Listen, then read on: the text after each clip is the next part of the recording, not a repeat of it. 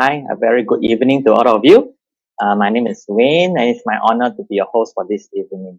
And the topic for today's dialogue is on the well-being of the youth, whom I was about 10 years ago. So, Tibetan Buddhist Center and the Southeast Asia Coordinator Office of His Holiness the Dalai Lama have always believed in calling on our young friends to create a better world. And it was about 2 months ago, on 7th of June, that we have organized a dialogue for the youth with His Holiness the Dalai Lama. The webcast interactive sessions was well received and has motivated us to continue our engagement with our youth. Our Southeast Asia coordinator for His Holiness the Dalai Lama, Mr. Pari Jumpa Getso, and us were planning for the next youth dialogue after that event. And the name which appeared on the top of our speaker list is none other than Professor Richard Davidson, who is a world-renowned neuroscientist. So 9 days after the dialogue event with His Holiness, an invitation was sent to Professor Richie to request Professor to speak to our youth. And much to our delight, Professor accepted our invitation on the very same day. This brings to our formal introduction of our speaker, Professor Richard Davidson. Professor Richie is best known for his groundbreaking work studying emotions, the brain, and he's a founder of Center of Healthy Minds at the University of Wisconsin-Madison. Professor Richie and many other neuroscientists have regular conferences and dialogue with His Holiness the Dalai Lama. And in 2006, Time magazine has named Professor Richie as one of the 100 most influential people in the world. We are extremely grateful, Professor, for accepting our invitation and joining us today. Thank you, Professor, and who is joining us now from the United States. And a very good morning to you. Thank you so much. Very happy to be here, and thank you for organizing this gathering. Thank you, Professor. The next speaker whom I would like to introduce is our Venerable Geshe Dorji Damdul. Since 2011, Geshe has been a director of Tibet House, New Delhi, which is the cultural center of His Holiness the Dalai Lama. In 2003, Office of His Holiness sent Geshe to Cambridge University for proficiency English studies, and Geshe is a former English translator for His Holiness the Dalai Lama. Geshe has also been appointed by His Holiness to work on several of the books written or co-written by His Holiness, such as Emotional Awareness, Ethics for the New Millennium, Beyond Religion, and Art of Happiness. Geshe also visited us in Southeast Asia frequently, and many of us have always been captivated by Geshe's succinct explanation on complicated topics. So thank you, Geshe, for joining us today. So the format of today's dialogue consists of the format for today's dialogue consists of 5 activities, which we hope all of you can participate actively. Our first activity is a poll questions, which we will post now. And the question is, to what extent do you think we can remove our anxiety in challenging times in life, such as COVID-19? So we'd like everybody to participate in this poll now. And I hope all of you are excited as I am now to listen to our 2 speakers on our mental well-being. So let's welcome our first speaker, Venerable Geshe Dorji Damdul. Geshe, please. Thank you.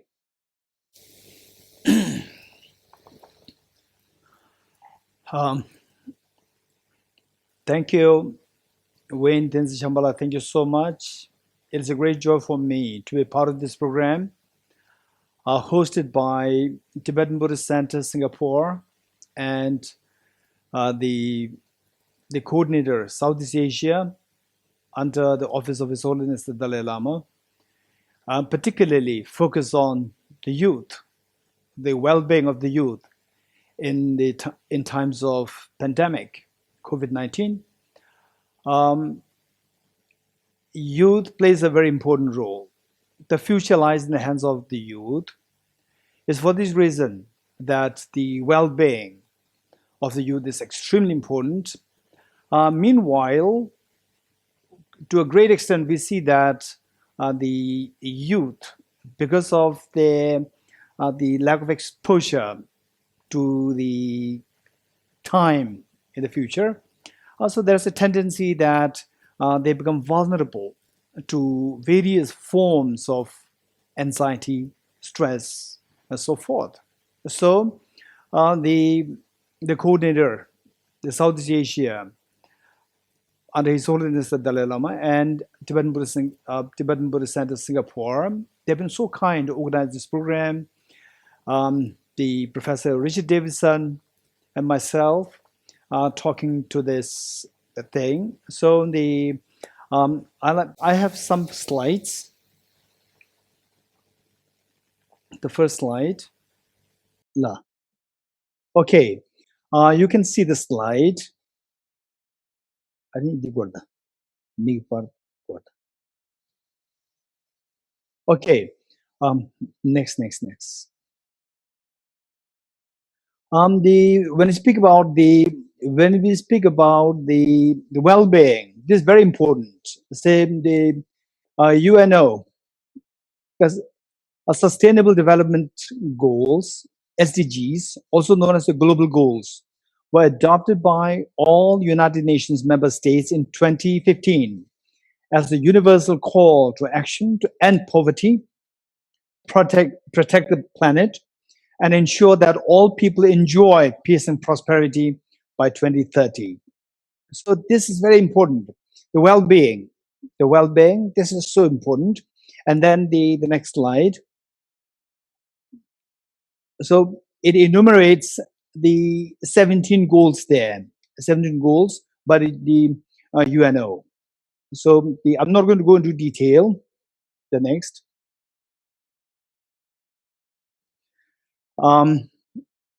So we see that for example, let's say if you look at this is the news, UN study, half of global youth population subjected to depression due to COVID-19, women more vulnerable. So we see that, look, this is the half the population of the youth they tends to have depression because of this COVID-19. This is such great loss for us, and there must be ways and means to deal with this, tackle this. And it is across the religions, across the ethnicities, across the nations. So it's so important for the youth to learn how to tackle this. The next. And now we see well-being of the youth. Well-being, according to World Health Organization, a state of complete physical, mental, and social well-being, and not merely the absence of disease or infirmity. So a state of complete physical and mental and social well-being there. So also said earlier of that one should find peace. One should enjoy the peace. Once you enjoy the peace, that's very important. So this part, when you speak about the enjoying the peace, enjoying the sense of security, so this feeling of, say, the sense of the well-being, that is related to our mind. And you turn towards Professor Richard Davidson, then he will speak about this well-being pertaining to the brain. So that's a very interesting topic. The next. This is a very important point which I'd like to share with you. This is Albert Einstein, and in fact, as all of you already know, that Albert Einstein, he was a Nobel laureate in physics.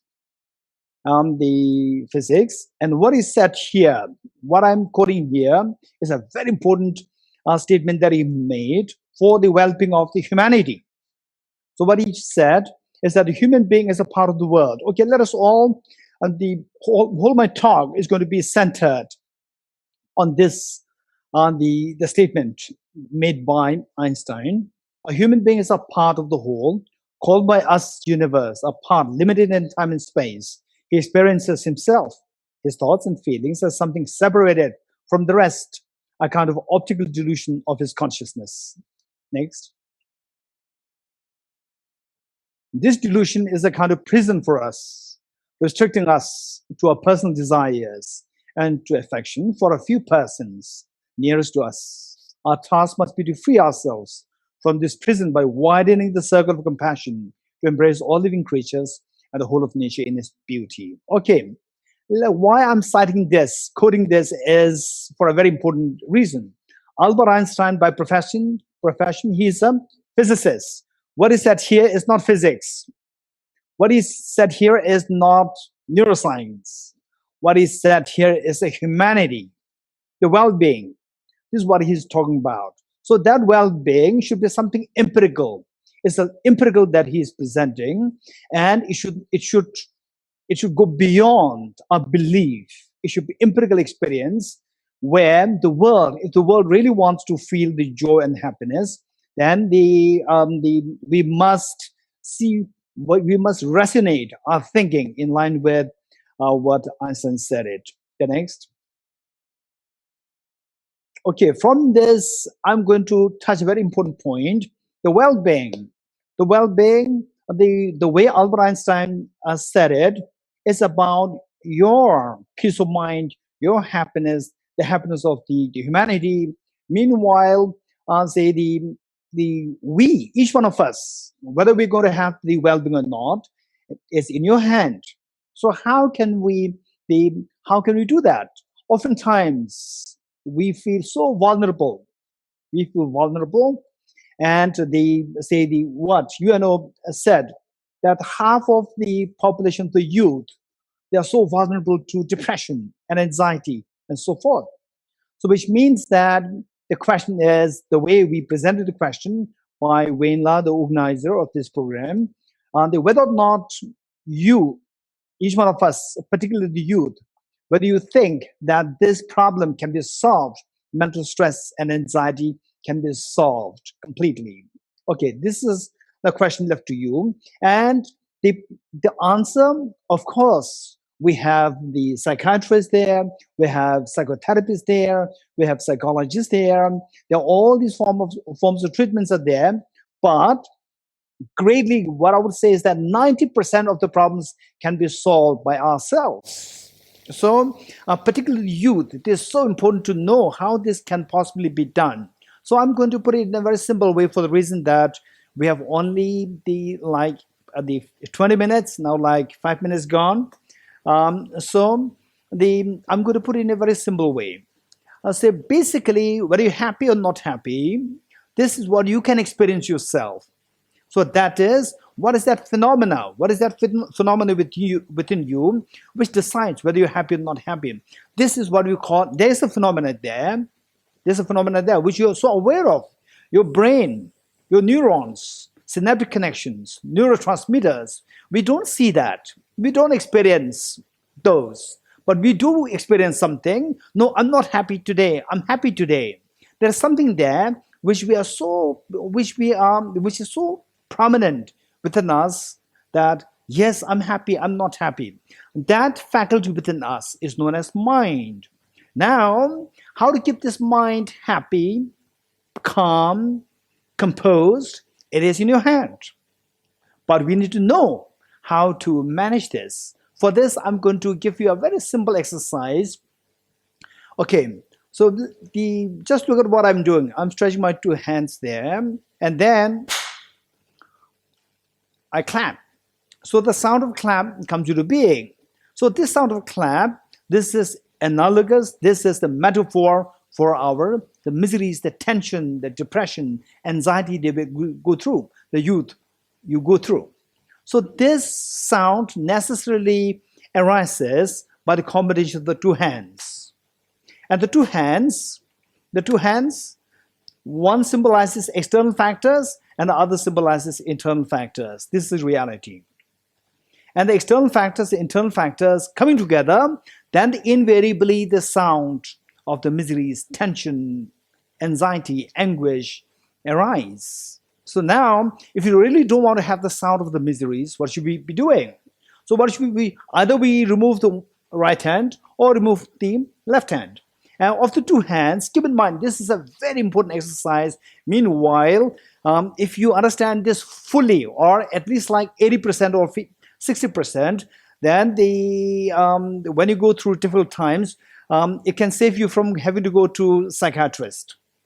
And it'll save you from having to take the very strong antidepressants. So this is going to be extremely helpful, the knowledge. So of the two hands, one external, the other internal, and which of the two hands we are thinking of removing. And in most cases, almost just each one of us, particularly the young ones, think of when you go through some problems, we tend to blame somebody. We look for a target to blame. So what is that? What is that target to which we blame? External or internal? 99% we blame external. For example, here in Delhi, we say that, oh, the weather is not good, it's very hot. And then there is pollution is outside the air. My neighbor is not good. So we always look for to blame external factors. And then, of course, it's fine. It's perfectly fine if the external factors, by blaming the external factors and your problems become zero, go for it. This is the therapy. Whereas in reality, external factors, they're innumerable in number.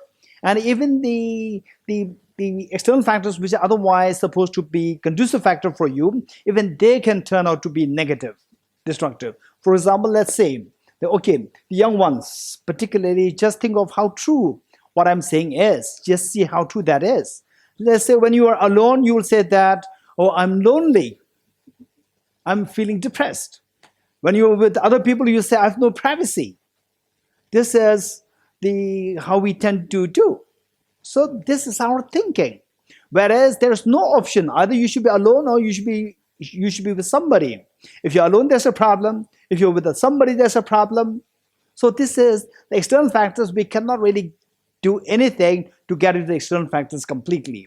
Now the wise people, what they do is they think of the two hands, one representing the external factors. Of course, we can try best to get rid of this, but then also think of the external factors. It is so numerous in number, and those things otherwise supposed to be conducive factors, they can also turn out to be destructive. So whereas the wise people, they will think of removing the internal factors.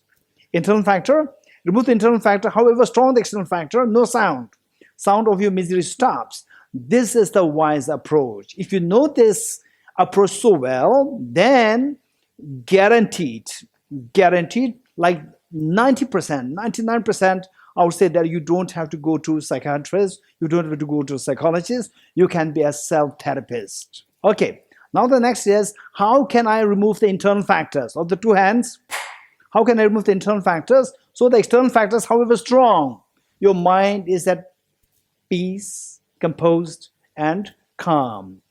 What can I do? So the internal factor is your thinking. So this thinking, a mind, which we call as mind, of course, how the brain works, for that, I have no clue. You have no clue. But our mind, I have a clue. Yes, I know what is happening within me. I'm angry. I'm upset. Oh, I'm a little happy today. I'm more composed today. I get the ice cream, I'm happy. Okay, I don't get ice cream, I'm unhappy. That I know. But when I take the ice cream, what is happening with my brain? That I don't know. So, but your well-being is about your mind. Your mind, which manages your physical, mental, and the society. So this mind, see how to manage this mind. And this mind has so many functions. And of these functions, I want to touch 5. And if you can manage these 5, it's amazing. You can see that your depression can be under control. Your anxiety can be under control. This is incredibly precious information that we all have to learn. So what are these 5? Okay, just to enumerate: contact, attention, differentiation, sometimes we call it discrimination, and then feeling, intention. These 5 are there. Now, we have to be very precise with the workings of the mind on the basis of these 5 activities, these 5 functions of the mind, which each one of us, we should be aware of. If you're aware of these 5, it doesn't matter what is going in your brain. Even if you don't know that, it doesn't matter. You can still manage your emotions so well. Okay, the first, let's say that today in America, for example, say in America is early morning, and then let's say early morning like 5 o'clock or 6 o'clock in the morning, and suddenly your mother just slams the door and comes in and said that good morning, and then the holding something, good morning and something. this is so unusual that my mother comes so early in my room. And then but you see that your mother's holding something in her hands. And then what will you do? Okay. And the mother says, happy birthday. Are you happy? Not happy. You are very happy. Okay. And then she said, happy birthday. And something is there in her hands. So now look, what is happening is that because that usually you get up like 7 o'clock and it's still 5:30 or 6, and then you are not fully woken up. So what will you do is that you first your eyes come in contact with what the mother is holding. That is a contact. Your eyes come in contact with what the mother is holding. Then, because you see there's something this is very unusual, and she said it's the happy birthday, it must be something very special. So what do? You rub your eyes. You rub your eyes. Why do you rub your eyes? To pay attention to this. To pay attention to see what it is. And by pay attention, then you come to realize, you are able to differentiate. You're able to realize that what she's holding is iPhone 11. iPhone 11 Pro. This is what she's holding. Wow. Then what happens? That is the differentiation. Then what happens? The feeling, a very pleasant feeling comes in you because you have been dreaming of having iPhone X, and now she's bringing iPhone 11. So there's a very pleasant feeling coming in you. That is number 4.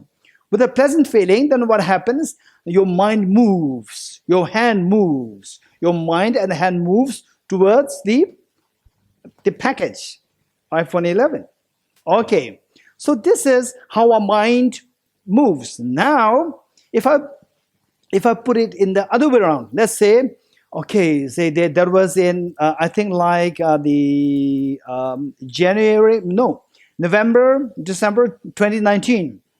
You read the newspaper, okay, coronavirus, 2019, coronavirus. So first you have no clue, and then suddenly you come to realize it is really spreading so fast. So first you come in contact, your eyes come in contact with the news there, contact, and then you pay attention to this, and it's spreading in the news. It says it's spreading so widely all over the world. You pay attention to this, and then the differentiation, you realize that this is happening everywhere in the world, which means happening to us also, to India, to America, to Singapore, to Malaysia, to Indonesia, and so forth, everywhere. Yes, that's happening. Then the feeling is very unpleasant feeling. So this unpleasant feeling, then the intention is, you don't want this unpleasant feeling. So what do? You want to run away from this unpleasant feeling. How to run away? There's no way to run away other than to go into the feeling of depression, anxiety, anguish. So then the uneasiness builds up. And then tomorrow, the news is worse. Then day after is worse. And then 2 months, then lockdown starts. And then the people start to go through the anxiety. This is how it works. So now, and then you see that you read the news is very sad. It's very sad that the number of the domestic violence is increasing. And the children, they go through depression and anxiety. The many youth, they're going through depression and anxiety. What the UNO said, that the half the population youth go through anxiety because of the COVID-19. Okay, next. Okay, now, so from this what we learned is that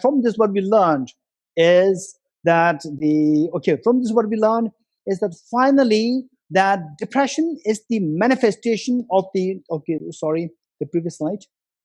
Depression, anxiety is the manifestation of the number 5.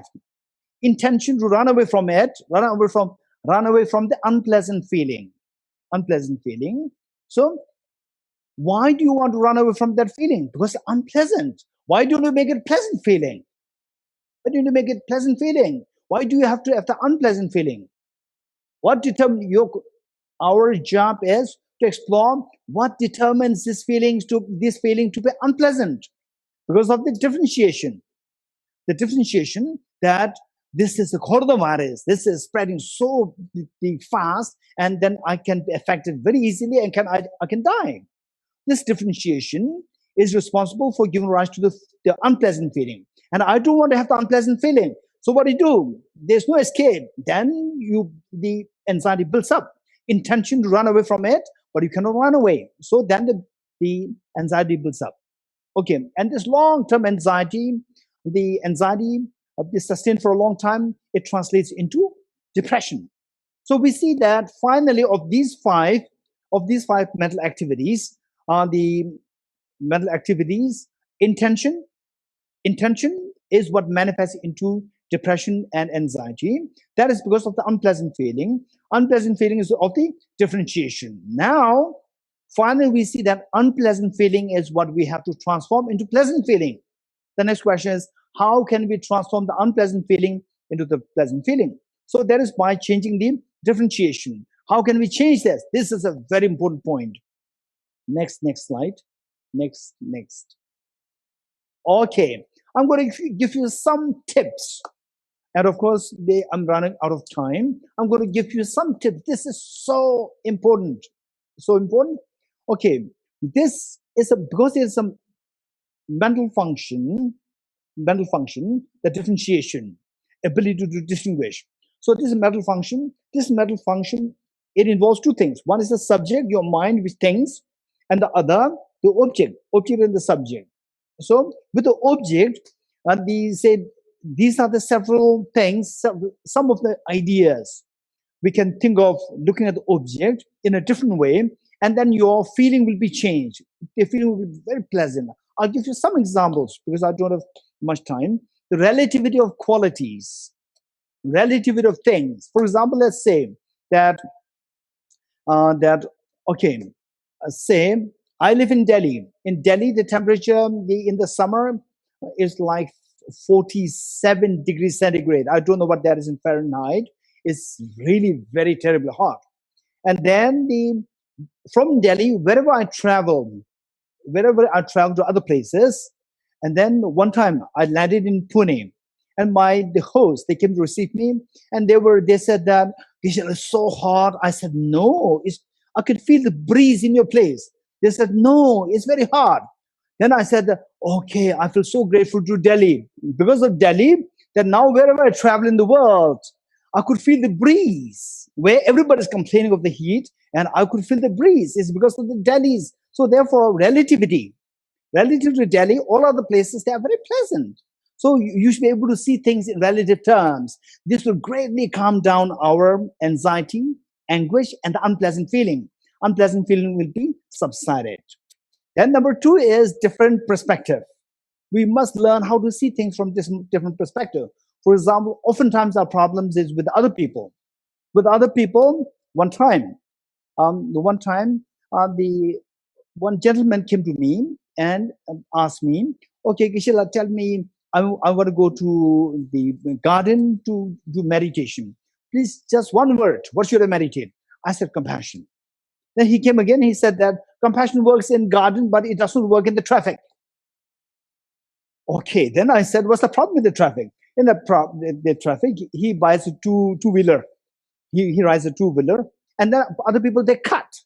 I said that, okay. So don't think that he cut me.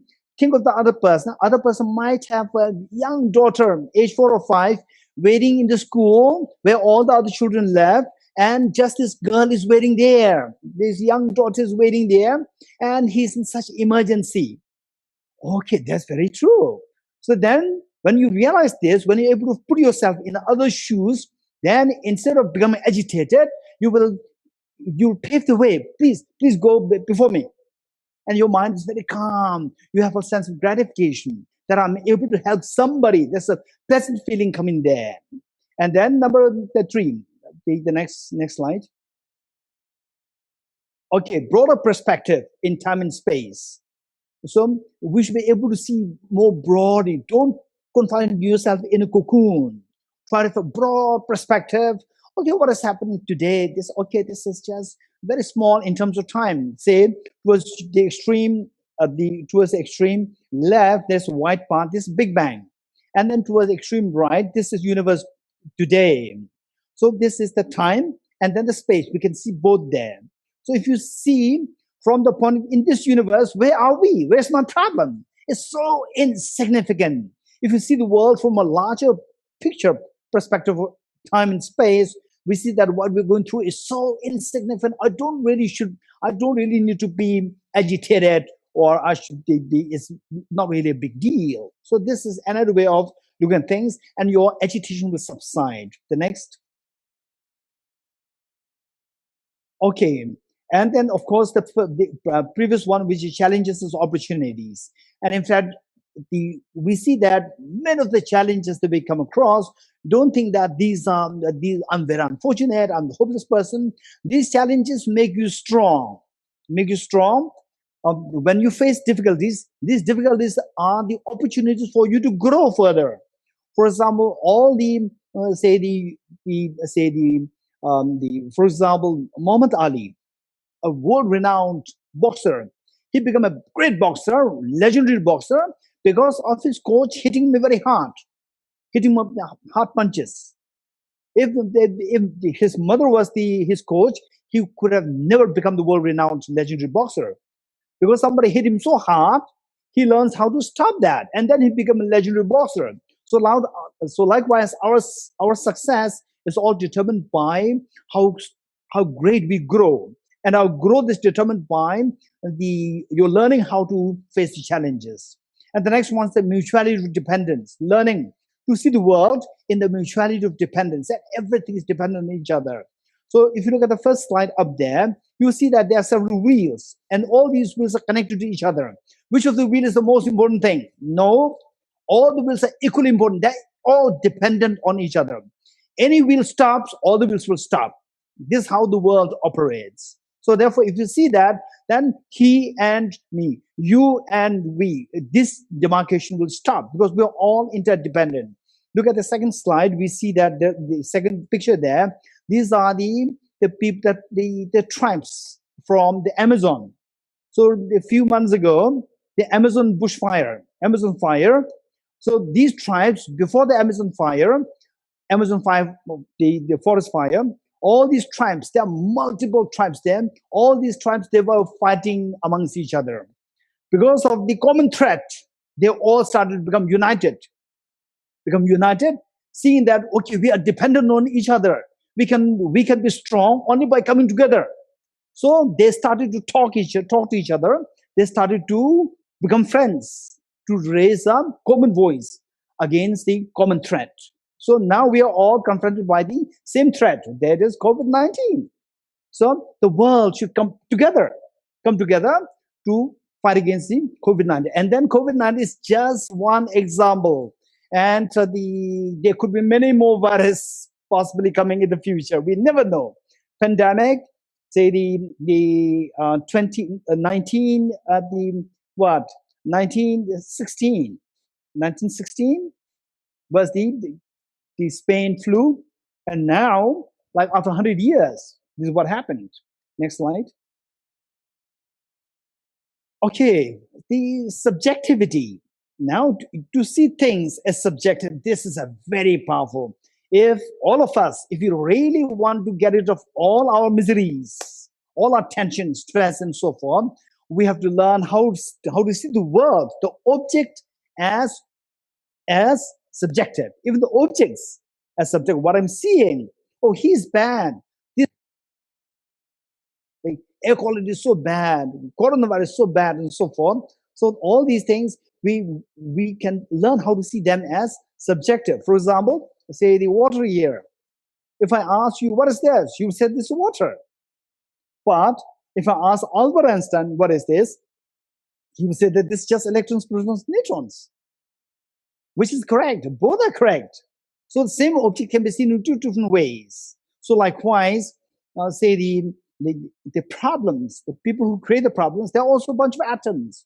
If you look at it from that side, then the anger subsides, our agitation subsides. So seeing things in subjective way, the way quantum physics presented, that what we are seeing is not reality. And where the relativity theory talks about how there's no absolute reality there. Things are all relative. So these are the ontological presentation of the ontological reality. Next. Okay, so now the subjectivity is quite scary. If you understand it fully, then all your fears will dissolve. This is the paradox. First experience could be quite scary. Once you know this, it dissolves all your fears of COVID-19. All the other fears will be dissolved. This is such a healing, the healing realization. So, like what the quantum physics said, this is what Niels Bohr said. If quantum mechanics hasn't profoundly shocked you, you have not understood it yet. So this is what Niels Bohr said it. So the reality, subjectivity is a very profound experience. Of course, we have to study this. We have to study this, and then once with this experience, you see the subjectivity. There's nothing the objective there. Then our fears dissolve completely. Next. Okay, this is a very inspiring picture of the Christian monks.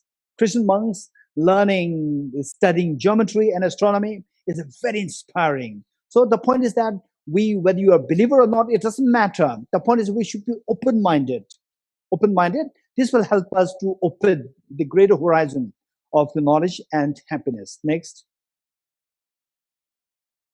Okay, if you look at this, universal ethics for the world peace. His Holiness the Dalai Lama, because of his open-mindedness, he's able to see the world from a very different lens of oneness of the humanity. So he's coming with the idea of universal ethics where the whole world can come together, where we can see the oneness. We don't divide. We see ourselves as brothers and sisters, and coming up with the programs for the universal ethics for the world peace to be introduced in the modern education system. Next. Okay, next. Okay, I like to conclude with this, with the two pictures here. So these are the Muslim boys from Kargil, Ladakh in India, and these are Muslim boys, and they're performing the dance, and the part of the host were Buddhist young boys and girls, and then the participants, they were Hindus, Christians, and others with Jains are there.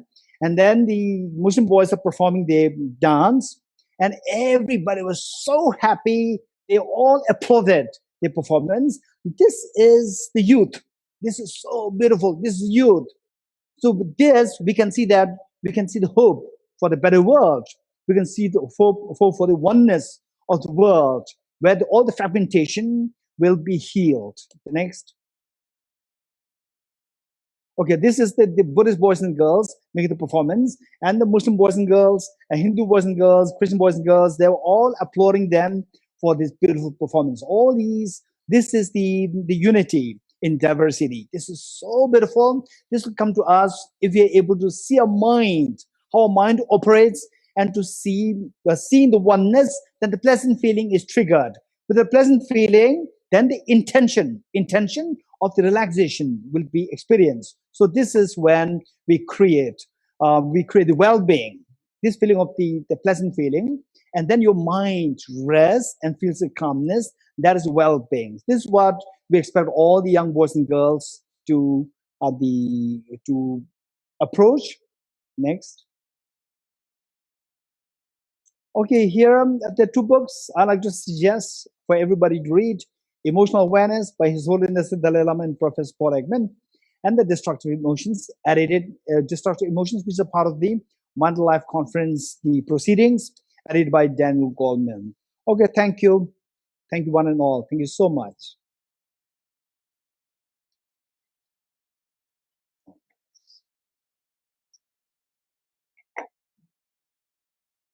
Thank you, Kishla, for your sharing.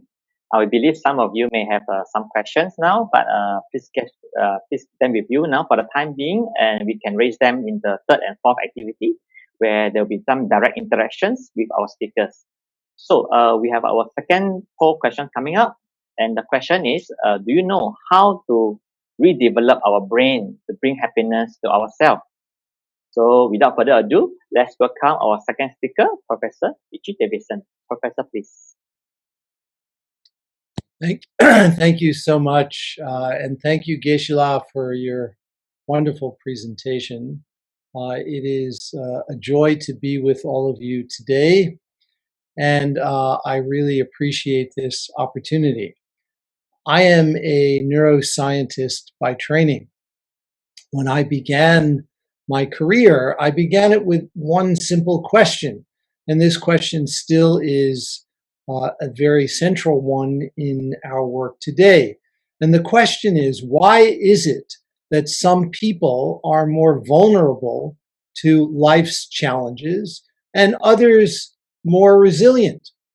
And how can we nurture those qualities, those positive qualities that promote increased resilience and flourishing? That's the question. And in the early part of my career, I spent many years studying the brain mechanisms that were associated with vulnerability to stress, to anxiety, to depression, trying to better understand why some people were more vulnerable so we can help them in a more effective way. And then I met His Holiness the Dalai Lama for the first time in 1992. And when I first met His Holiness, he challenged me on that day, and he asked why I couldn't use the same tools of modern neuroscience that I was using to study anxiety and depression and fear and stress. Why can't I use those same tools to study kindness and to study compassion? And that was the beginning of a wake-up call that ultimately led to the establishment of our Center for Healthy Minds and to pivoting our work more toward these positive qualities. A few years later, when I saw His Holiness again, he was more direct on this second occasion and challenged me more specifically and said that he would like me to take the practices from his tradition, turn them into a form that were more universal that anybody can engage with, investigate them with the tools of modern science, and if we found those practices to be valuable, to disseminate them widely. And this I have incorporated as my assignment for the remainder of my life. And this is really why I'm with you today and what I am doing.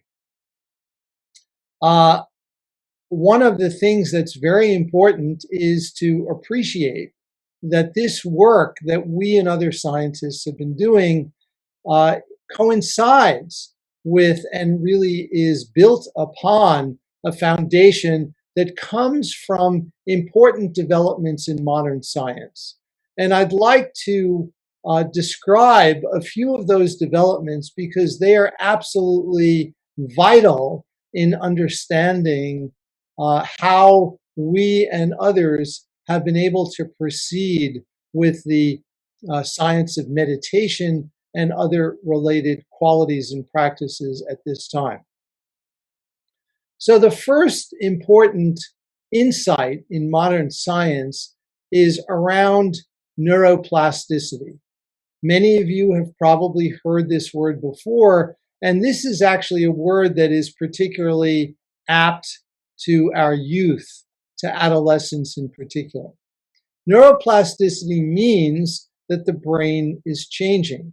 And one of the things that I often say is that the brain is changing wittingly or unwittingly.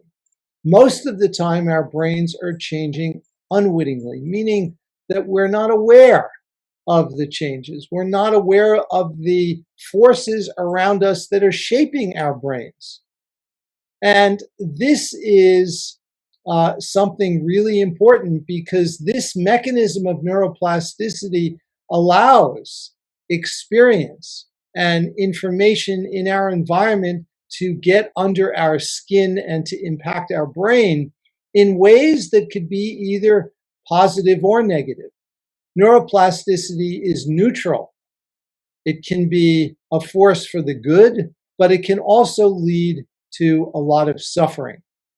So one of the important insights is that we can harness the tools of neuroplasticity in exactly the way Geshe was describing. Geshe was describing the possibility that we can actually be the masters of our own mind, if you will, and learn to cultivate qualities that enable us to be happy. And we can do that through the mechanisms of neuroplasticity. Because one of the most important things that we've learned in the scientific research over the last 15 years is that when we train our mind and we cultivate positive qualities of the mind, our brains will change.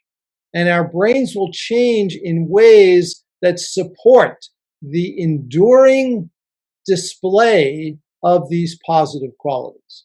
So this is really an extremely important insight, and one that underlies a lot of the work that we do. And one of the fantastic things in modern science is that we can investigate the brain non-invasively in human beings. We can put them in an MRI scanner, which is really completely safe, and it allows us to measure the structure and the function of the human brain, and we can do this serially over time so that we can actually see how changes unfold within an individual as that person trains their mind to cultivate these positive qualities.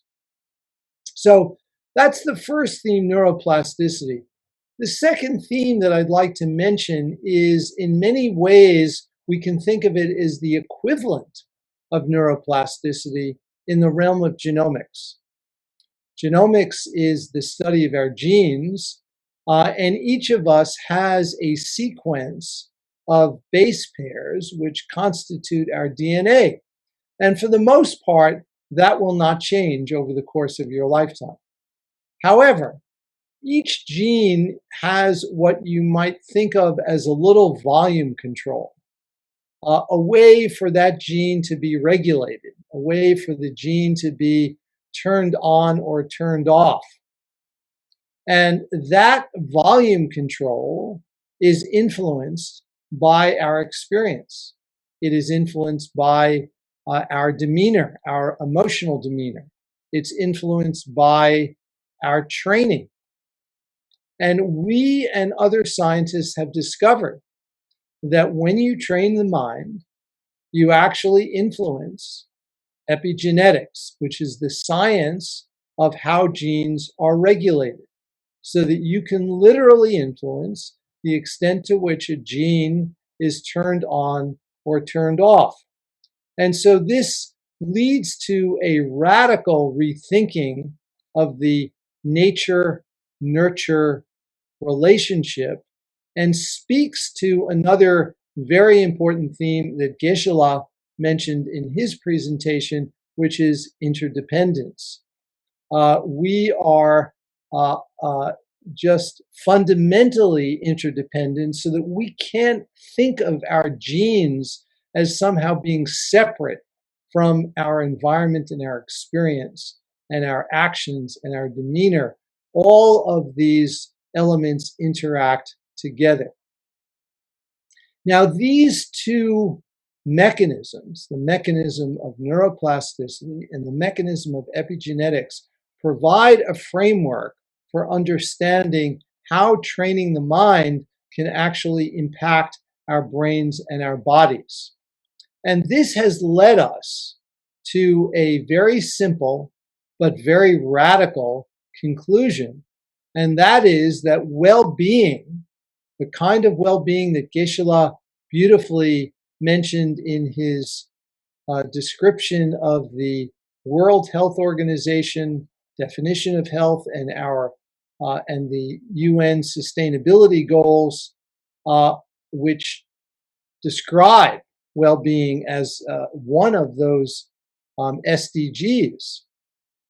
And it turns out that our work and the work of many other scientists has led to the conclusion that well-being is a skill.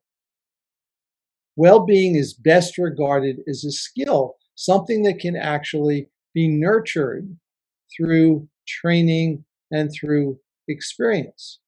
And so previously, scientists would measure a person's well-being and assume that their level of well-being would basically remain constant in their adult years, with the possible exception of some dramatic trauma which may occur, which might influence their well-being. But aside from those dramatic environmental stressors, the assumption has been that well-being is pretty constant and is relatively fixed.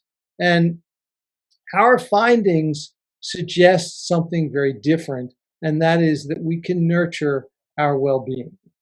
Now, there's one other theme that I'd like to mention at the outset, which is another really important theme, and there is a growing corpus of modern scientific evidence to support this. And that is that there is innate basic goodness. Innate basic goodness. And what I mean by that is that human beings actually come into the world with a predisposition to be good, with a predisposition to prefer interactions that are warm-hearted and caring compared to those that might be selfish or aggressive. And there is a robust scientific literature on this, which indicates that among very young infants, say 6 months of age, if you show the infants puppets, for example, that are cooperating together versus those that are mean and selfish, the infants will prefer the puppets that were warm-hearted and cooperative.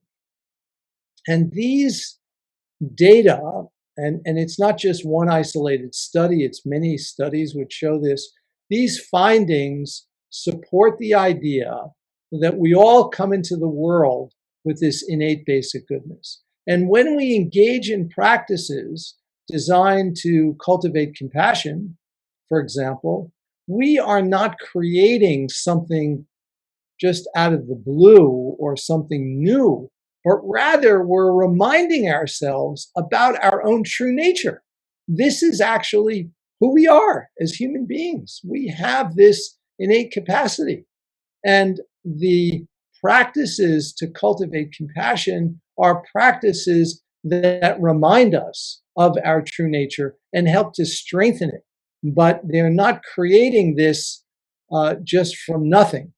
These are qualities that exist within each of us. So this is something really, really important. So I want to say now a few things about adolescence, since we are talking about youth here. And this is really an important area in scientific investigation. Over the course of the first 20 years of life, there are 3 major sensitive periods that scientists have described. And sensitive periods are periods during which the brain is particularly susceptible to influence, to plasticity, and to reorganization. The 3 periods are around birth, at the onset of schooling, roughly between the ages of 5 and 7 years, and during adolescence. Those are the 3 periods that are sensitive periods in development. Now, we in our center have developed a framework for understanding the plasticity of well-being. And that framework is derived from 2 major sources. One is modern science, and the other actually is the Buddhist tradition, which has provided some very important insights about how to understand well-being and its transformation. And this framework of well-being holds that there are 4 pillars of well-being.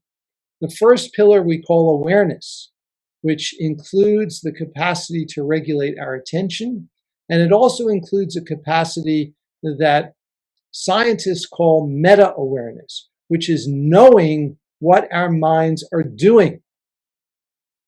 Now, that may seem a little bit strange to some of you, since you might think, well, don't we always know what our minds are doing? Well, how many of you have ever had the experience of reading a book where you're actually reading the words on a page, and you may read one page, you may read a second page, and after a few minutes, you recognize that you have absolutely no idea what you've just read. Your mind is somewhere else. That's an example of a lapse of meta-awareness. But the moment we recognize it, the moment we wake up, so to speak, is a moment of meta-awareness, and we can bring our mind back. Well, it turns out that this is also a capacity that can be strengthened and is importantly related to well-being. So the first pillar is awareness. The second pillar of well-being we call connection. Connection is about qualities that nurture positive social relationships, qualities like appreciation and gratitude and kindness and compassion. The third quality, or the third pillar of well-being, is called insight. And this is insight into the narrative that we have about ourselves. We all carry around this narrative about ourselves. And at the extreme, there are people who have very negative beliefs about themselves, and they believe those beliefs. That is, they hold those beliefs to be a real description of who they are. And of course, that is a prescription for depression. And so insight is really about insight into the nature of this thing that we call the self, the me, the I.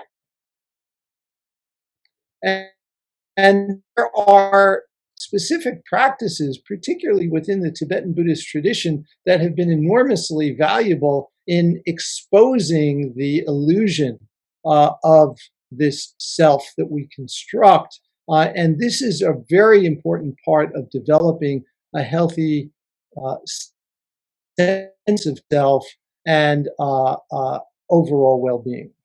The fourth pillar of well-being we call purpose. And purpose is about finding your true north, finding your sense of direction in life, and most importantly, aligning your everyday behavior with a sense of purpose. Now, early on in life, at the very beginning of life, we have the first 2 pillars of well-being. We have awareness and we have connection, at least to some extent.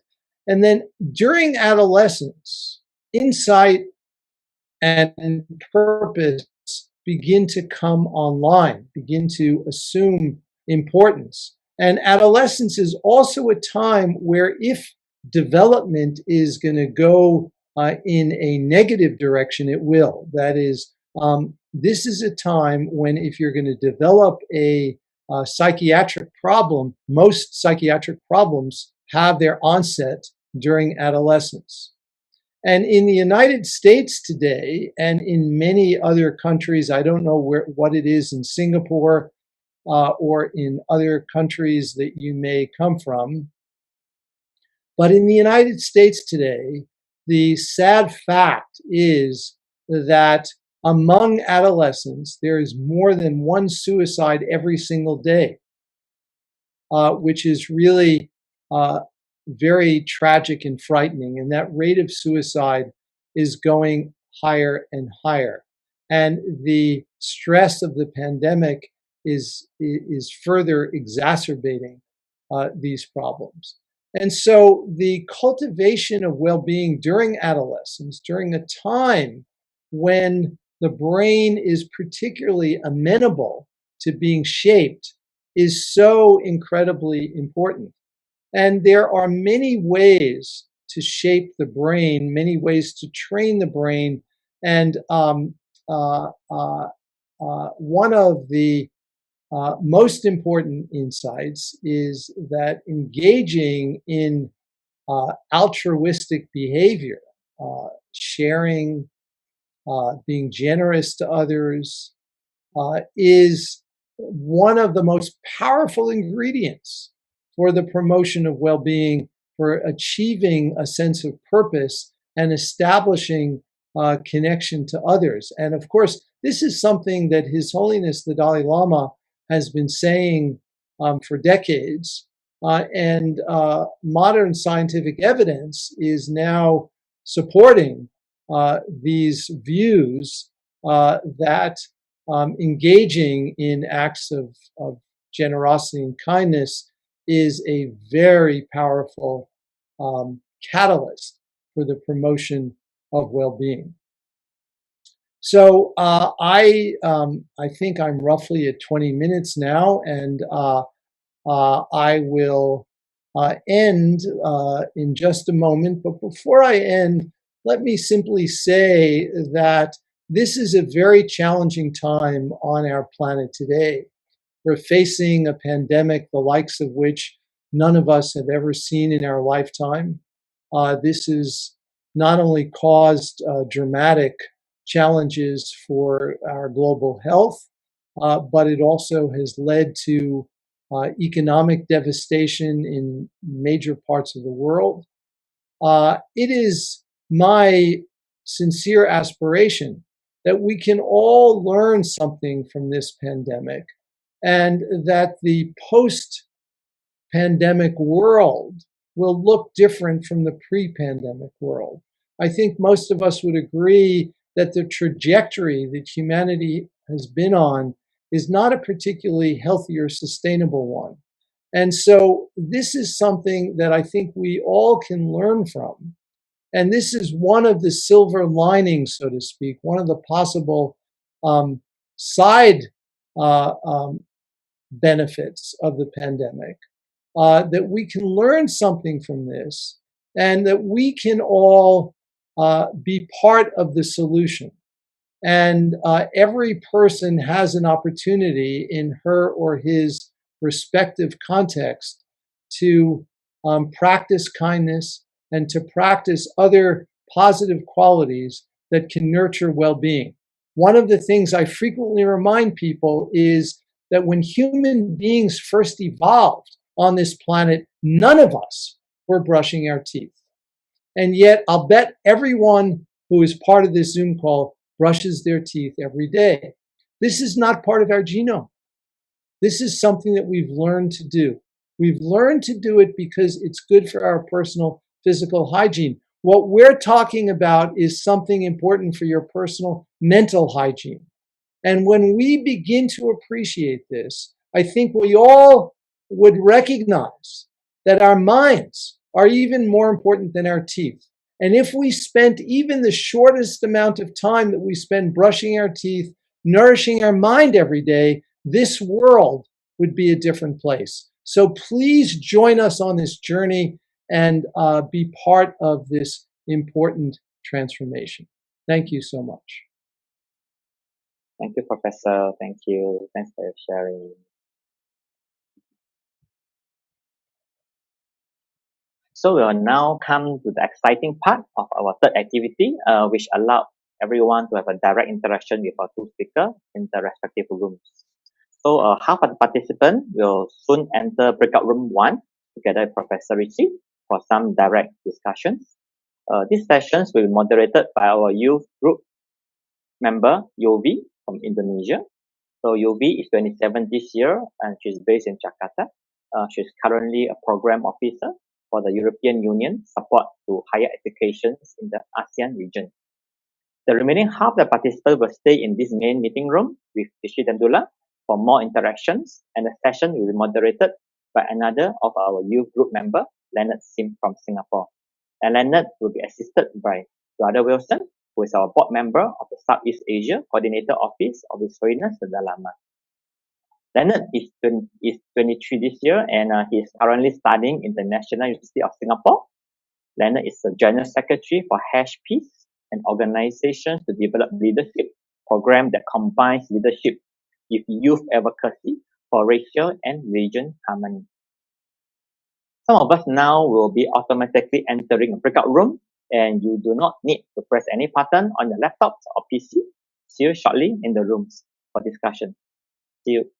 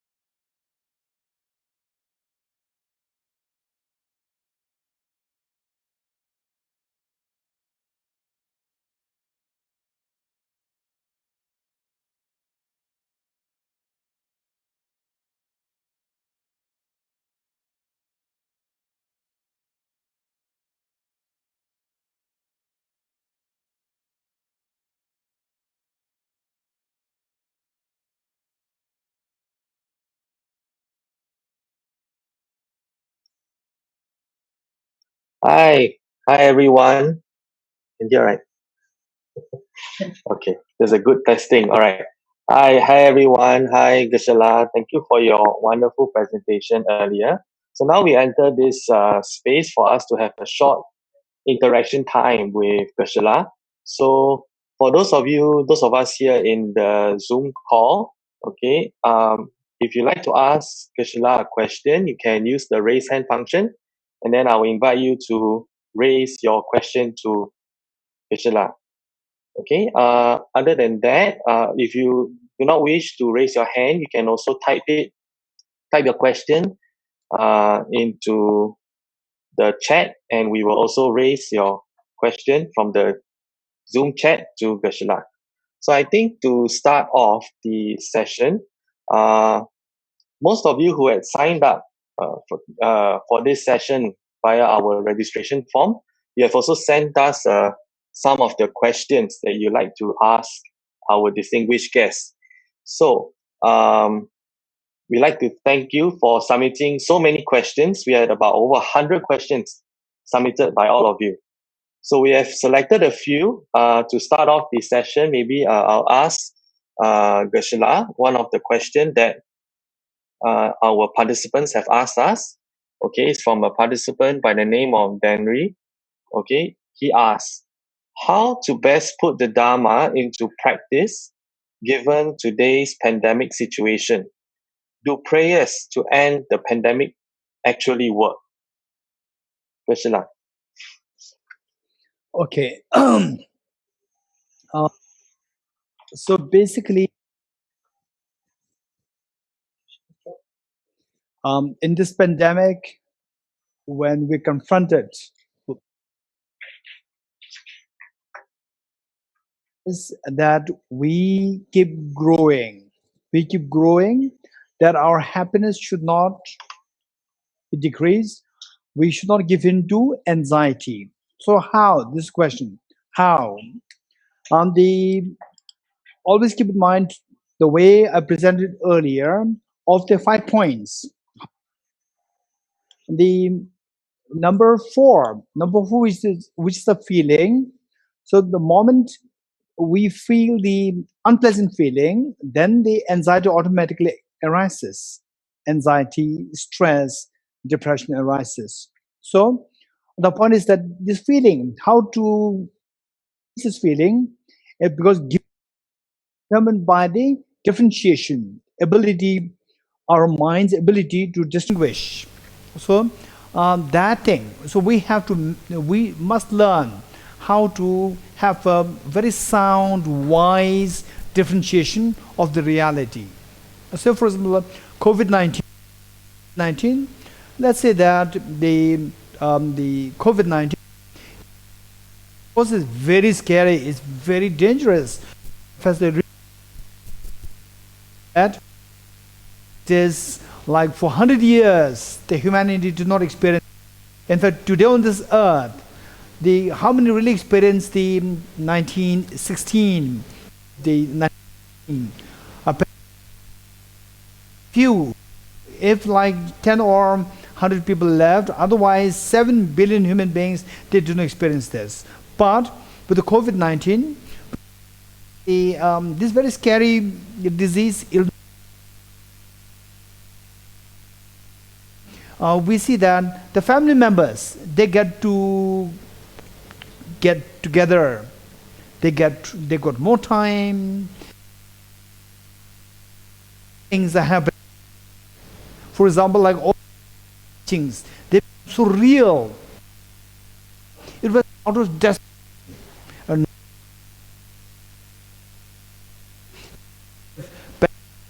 everybody comes to feel that. We have to see how to maintain the feeling. Number 4, the feeling,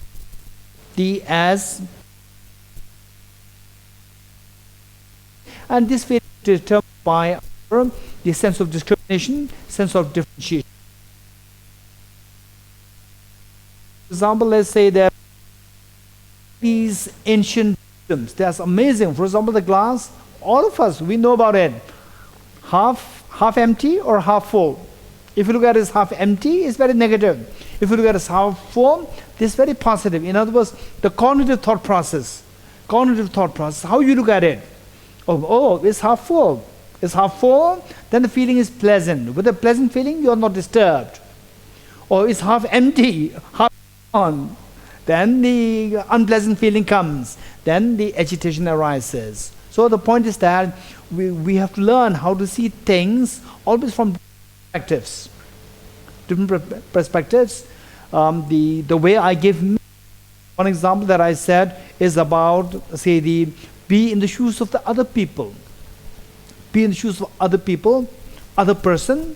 We say that our agitation will. So the way Professor Richard Davidson said that deep inside us, some of you may not agree with me, but I would say that minimum 80% of the people, there's a innate goodness within us.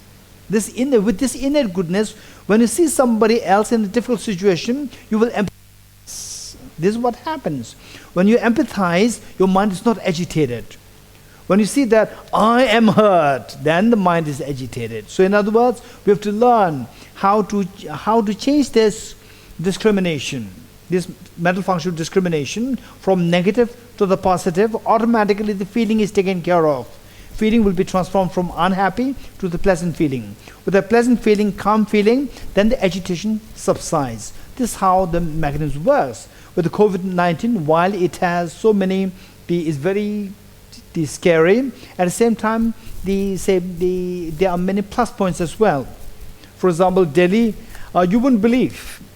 Delhi, I've been here in Delhi for the last almost like 11 years. I never once a day, I never saw blue sky. With the COVID-19, on the 3rd day, I started to see the blue sky in Delhi.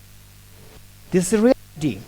And the air before the COVID-19, the air there, you could feel the suffocation, very scary even to breathe. Now, even after COVID-19, since COVID-19, for like after 3 days, you feel the lightness of the air.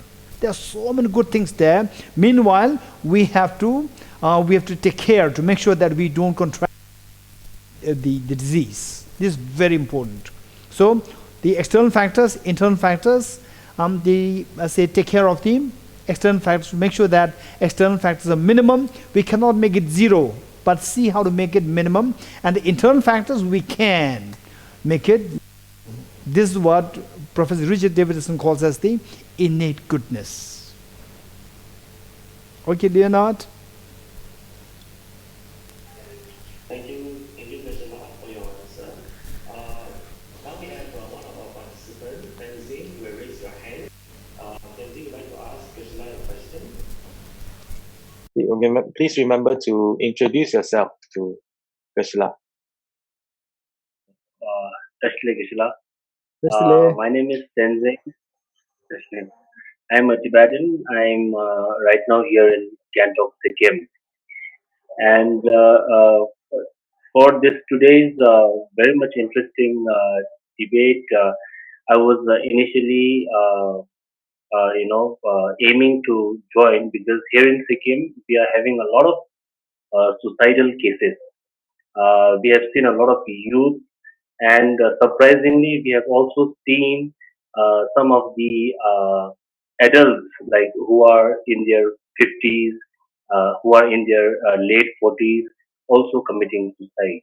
So, my first question to Gisela would be like, once you have a society wherein you see a lot of societal cases happening, like, does it become like a trend wherein people feel that okay, somebody in that neighborhood he did that, so maybe it's very easy for me to also end up my life, or something like that. So it's like, does it become like a trend, or is there any other factor that is the result of this increasing suicidal cases? So that will be the one.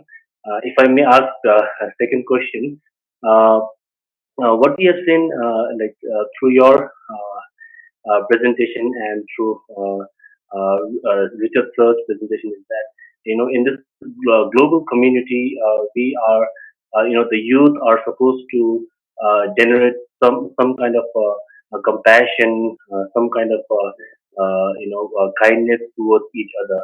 But however, how about those youth, who may not be able to develop these qualities, and at the same time who would agree to give up his self-centered attitude. So I'm just trying to understand between the self-centered attitude and the other part, which is being compassion, taking care of others. So between that, is there a bridge? Wherein, for example, a person is wants to move from being self-centered to the being compassion, and considering the interdependent like reality. Like, is there a bridge in between which will help him to transcend? So these are two questions. Thank you. Okay, so Tenzin, thank you so much. Your questions are extremely relevant here. Whether or not some kind of trend comes to is created, and then the people, the youth, the tendency to commit suicide becomes increasingly more. This is very true, very true. So therefore, there's a very popular English expression which says the ignorance is bliss. Ignorance bliss. This is very true. So the point is that once you see somebody else committing suicide, another person committing suicide, then it is as well like, actually this are all you don't know the consequence of this, and how harmful that is for the community, for your family, and so forth. And then with this ignorance, and then you think that, okay, I have a little problem, so once I commit suicide, my problem is over. This is not the case. So this is like ignorance is bliss. Now this is very unfortunate. Yes, what Tenzin said is very true. It can become like a trend. So the point is that the youth, in fact, particularly the youth here, the people who took part in this program, we all have the responsibility to create this awareness amongst other people that there are always better options, much more meaningful options to curb the problem of the tension, depression, and so forth. Always there is this life is so beautiful, and these problems can be brought to an end. We have to, first of all, we have to learn how to bring an end to this by changing the thought processes, cognitive thought process, and changing the feeling. And then your mind will feel the ease. You feel, this life is so precious. So we all have the responsibility. Thank you for that. Then the second one is whether or not there's a bridge between the two ways of the two models of thinking. One is self, so forth. So some people, they think that, okay, compassion is not really for me, so I can't really give up my self-centered attitude. Okay, this is a very important point. What I would say is that His Holiness the Dalai Lama, his answer that His Holiness gives is the exact answer that Tenzin would be happy to hear. His Holiness calls what is known as the wisely selfish. Wisely selfish. Wisely selfish is the greatest of the compassion. Greatest compassion is the wisely selfish. So therefore, this is a compassion plus it is being selfish. Wise selfish. So there's a selfishness there plus compassion there. How it is selfish? Because being compassionate, you receive the maximum benefit. So therefore, selfish people, why selfish? Because selfish means I'm seeking everything for me. But you don't get anything out of being selfish. Whereas you are compassionate, you get everything. So this is a wise selfish. And then, say, by being compassionate, your immune system is built up. And today we see the core of the Buddhist, if you ever Buddhist, whether it be adverse on you or not is determined by of your system. What is immune system? If your immune system is strong, affect you at all. You can become at the most like asymptomatic. Easily you can you can face the fatality. So that the being compassionate, that is the one which gets the maximum benefit for yourself. So this what His Holiness calls as the wisely selfish. Wisely selfish. Because you are being so kind, there's compassion there, and you get the maximum benefit. So this is a bridge between the two. So this is so important. Finally, the point is that we should learn to gain conviction how by being compassionate you get the maximum benefit. Your immune system will be boosted and your health, longevity happens, your good health, everything good happens to you. This we must gain conviction. For this we can actually, there are systematic trainings, and it's so good if we can learn this, if we can practice in this. This will be of great benefit for each one of us. Tenzin, thank you so much for a very, very, very relevant question to this group. More questions? A personal question you can go. Hi, thank you, Geshe. I think due to time constraint, we will have just one more question. I mean, for those of you who still have questions for Geshe, later on we will have a combined Q&A session where you will still have opportunity to ask questions to our guests. Okay, so I think for the last question, we'll just I'll just go with the first question we have here. It's from one of our participants joining in. Tencho wants to ask, how can we see death as interdependence, which is an experience that we go alone, whereas birth is dependent experience where we are born through our mothers? Okay, question of Tenche. I want to ask, how can we see death as interdependence, especially you go alone?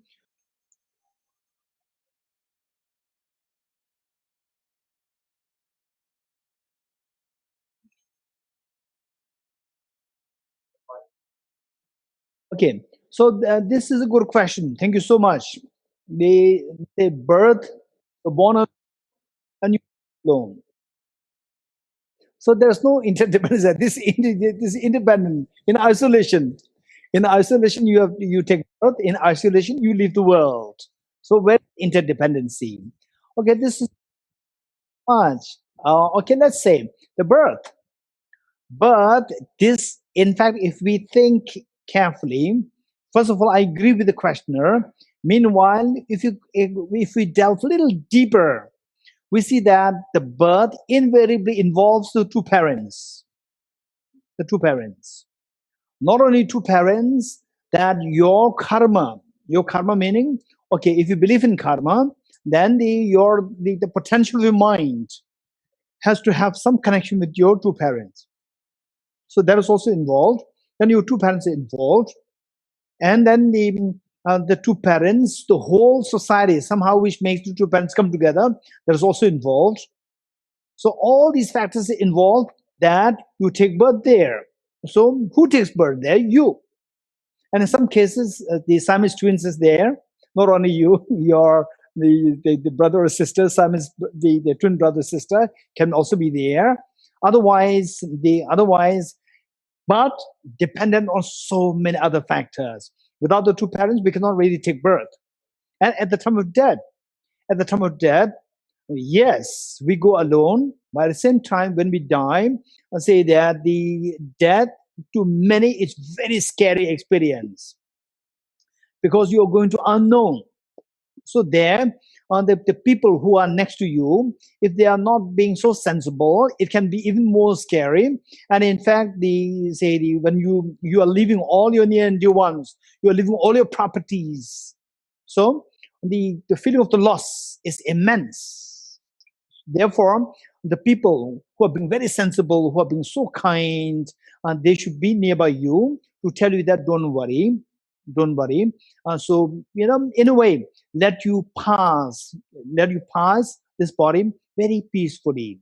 So again, it depends on the other people around you. So this are all very much there's a great degree of mutuality of interdependency. Thank you. Thank you, Geshe. Now we will bring you to the breakout room where you will meet the rest of our participants. Yeah. All right, thank you. Let us now welcome Prof. Richard Davidson. Thank you for joining us. This is the rest of the participants that are joining us on this Zoom call today. So once again, if you have any questions that you'd like to direct to Prof. Richard, you may use the raise hand function if you'd like to ask your question directly, or you may type it in the Zoom chat and I will read your question out to Prof. All right. So to start off this session, Prof, maybe I'd like to ask on behalf of some of the participants who have sent us a list of questions. So I'll just pick one of them for you, Prof. We have a question from Danish asking, do you have any idea to help extroverts to deal with this pandemic where people are asked to stay at home and to minimize contact with others? Yes, I do. So thank you for asking. It is a very challenging time, and the public health recommendations to physically distance and to mostly stay at home are challenging, particularly for certain kinds of people. And there are a few things that I think are important. One is to spend a few moments each day reflecting on how engaging in these behaviors is really an act of generosity. It's not simply for our own health that we do this, but it really is for the health and well-being of others so that we don't end up inadvertently spreading the virus. Recognizing that we are all contributing to the greater good by observing and respecting these public health recommendations is really important. The second is we are all blessed by living in the modern era. During the last pandemic with the Spanish flu, there was no internet. Communication was much more difficult. We now have the means of staying connected with others through our devices, through the internet. And I would encourage people to harness these opportunities as well. And finally, to reflect on impermanence. This is not going to last forever. This will change. I know that there are some days when people feel that it's just going on interminably long and they don't know that it will ever change, but it will change. Simply reflecting on impermanence can be very helpful as well.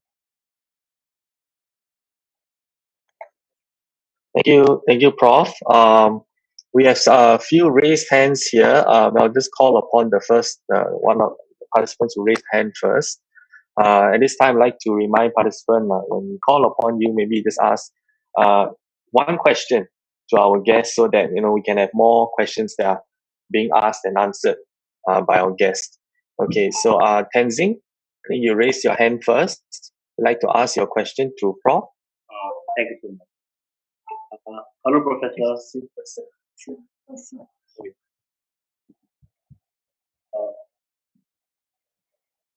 Professor, my question to you would be, since you have, towards the end of your talk, you have said that we need to learn some lessons from this pandemic. So, from your understanding, being a scientist, what do you think are the three lessons that we need to learn from this pandemic? And we being youth, we have to be in the future. So, what are the impacts that we can put on these three lessons that you think that we have to learn? So I think that one of the important lessons from the pandemic is to be reminded of basic goodness. We see healthcare professionals who are on the front lines, risking their own health to care for others. We are all of us need to eat every day, and having a meal on the table requires many people who participated in one way or another to create the causes and conditions to allow that to happen.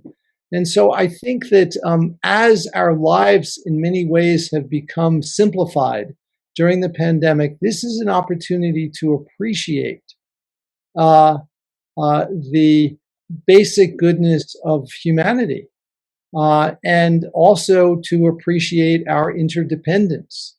And so spending a few moments intentionally reflecting on this each day, I think is extremely important.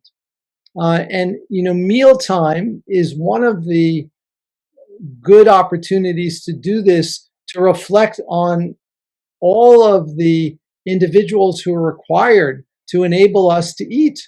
And we all eat several times a day. So this is, I think, a great opportunity.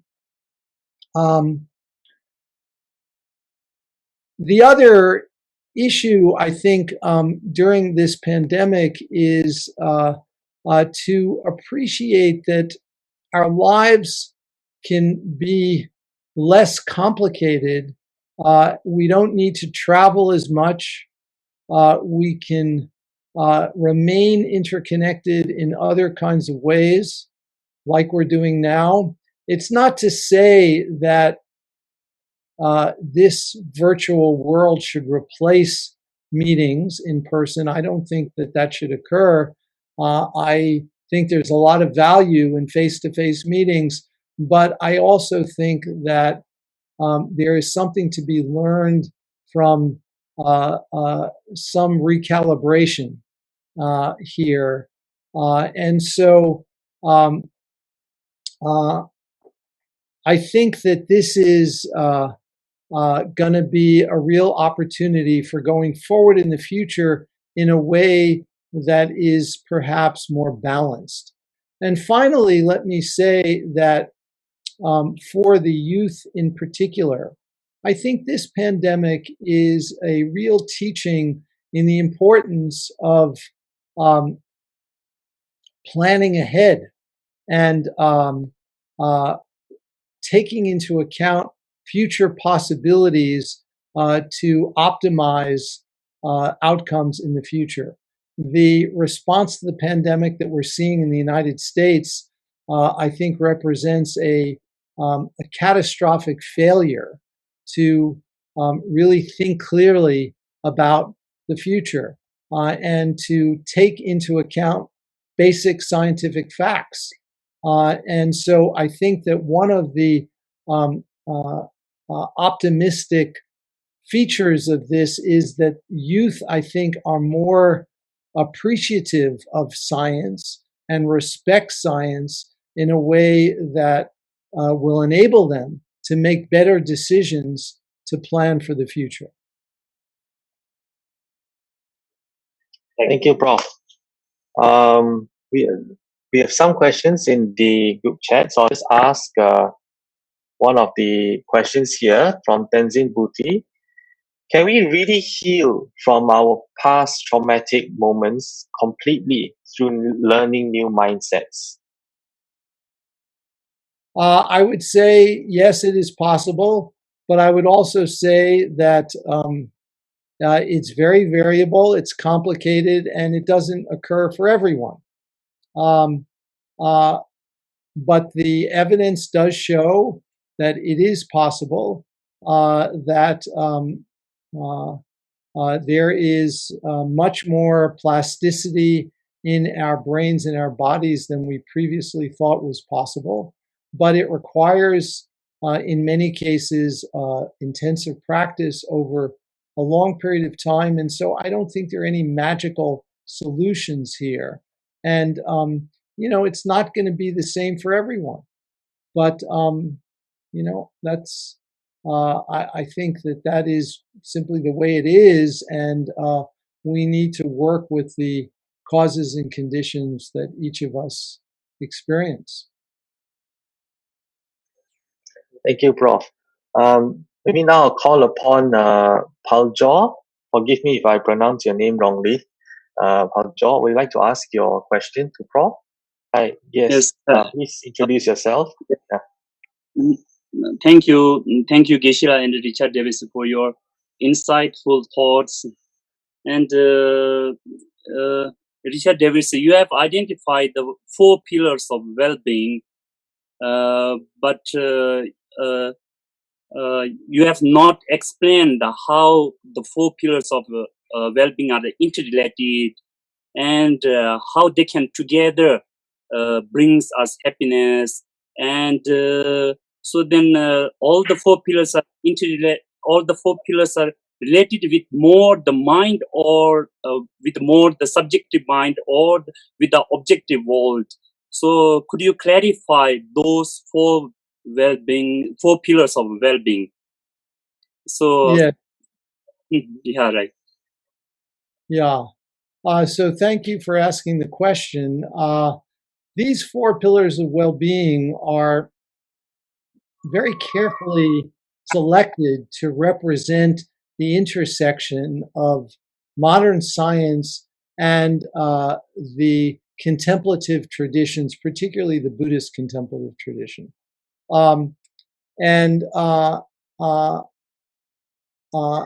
They refer to both subjective and objective. So that's one of the beauties of this framework. There is evidence to suggest that they affect our experience, our subjective experience. But there's also evidence to suggest that they impact our brains and our bodies and our behavior.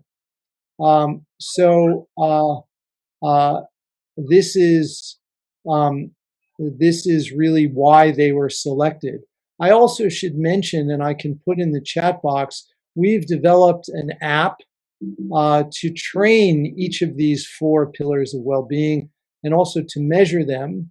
It is available in English only, but it is available all over the world, and it's completely free. So anyone who wishes can download it. And I'll put in the chat box, you can look at a website called tryhealthyminds.org. I just put it in the chat box.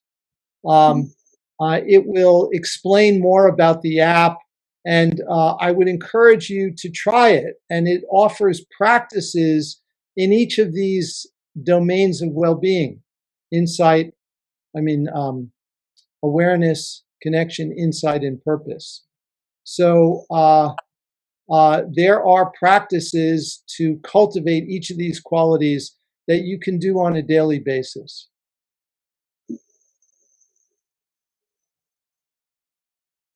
Thank you, Prof. Now I'll just read out another question from the chat group from Jay. Is the cause of depression solely dependent on how we utilize our mental perspective? If so, how do we explain the scientific or psychiatrist's take on our brain lacking neurotransmitters for our brain to function well? How do we reconcile these two takes from the mental perspective and the lack of transmitters in our brain? Also, how does karma play a part in depression? Yeah, so this is an important question. I don't regard these as inconsistent in any way. We have different levels of understanding. There's the mind and the brain, and they are related in important ways. We know that when you train your mind, you actually influence the biochemistry of the brain. You can influence the chemicals, you can influence the structure and the function of the brain. It is true that people with depression have brains that look different than people who don't have depression. But we know that meditators have brains that look different than people who are non-meditators. When you train your mind and change your experience, you also change your brain. So this is not at all inconsistent. These levels of analysis are closely connected, and they are importantly related.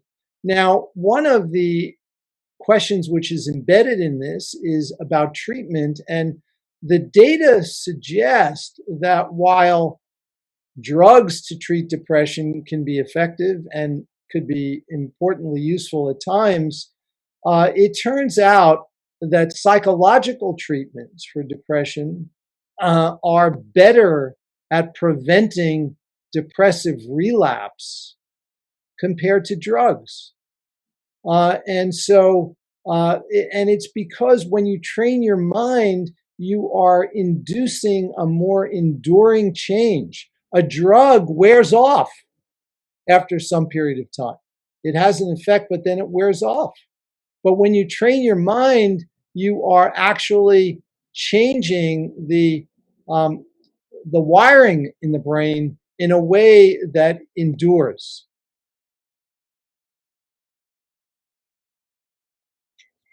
Thank you, Prof. Maybe now I'd like to call on Javier to ask your question. Okay, hello, Professor. It's very nice to meet you. My question is quite basic and simple. I assume you, as a worldly known scientist, you will speak things based on data, based on facts and everything. So I would like to know, when was your aha moment to see, right, this Dhamma, the Dhamma teaching, is related with what you've been studying for years.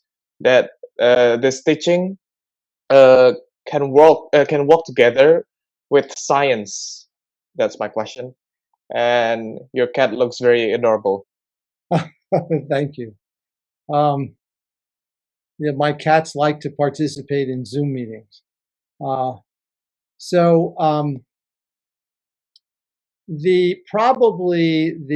have been several aha moments on this journey. One of the most profound was when we began to test long-term meditation practitioners. We began with Tibetan Buddhist monastics who came to our lab in the United States, and we tested them with modern scientific methods, and we were actually able to visibly see the differences in their brain. You know, usually when we do experiments, the data gets collected and the computers have to process the data for months. And then we see a result after a long period of time. When we actually had these long-term meditators in the lab, we saw the differences with our naked eye. And that is something that we've never seen before. And that was a dramatic moment.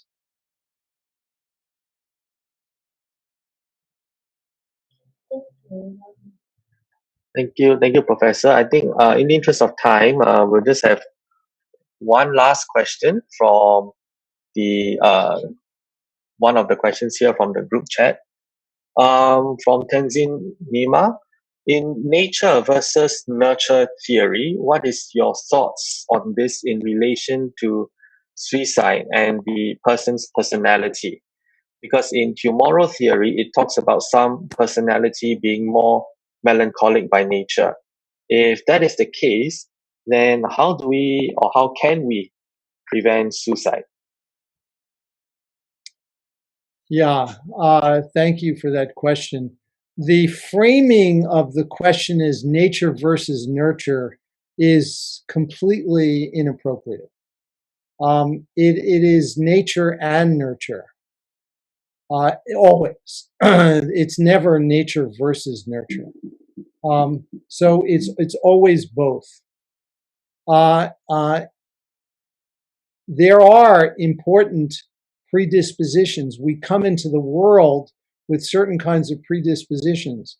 In the Tibetan Buddhist tradition, some may call that our karma from a previous lifetime. Whatever it is, we come into the world with certain predispositions. There's no denying that. But it's also the case that the extent to which these predispositions are expressed or are modified very much depends on our context, on our environment, on our conditions of nurturing over the course of early development, and on the extent to which we are training our mind. And so, the prevention of suicide is complicated, but I think that fundamentally it requires that we begin with programs to train the mind very early on in life. We don't see kids age 5 ever committing suicide. It doesn't happen at age 5. But this is a time when we can begin to introduce strategies to promote positive development. We've developed a kindness curriculum for preschool children age 5, and we've demonstrated through rigorous scientific research that this curriculum actually can help children move on a more positive trajectory. And we think that strategies of this kind can operate preventatively that will have effects many years down the road and help to decrease the incidence of suicide.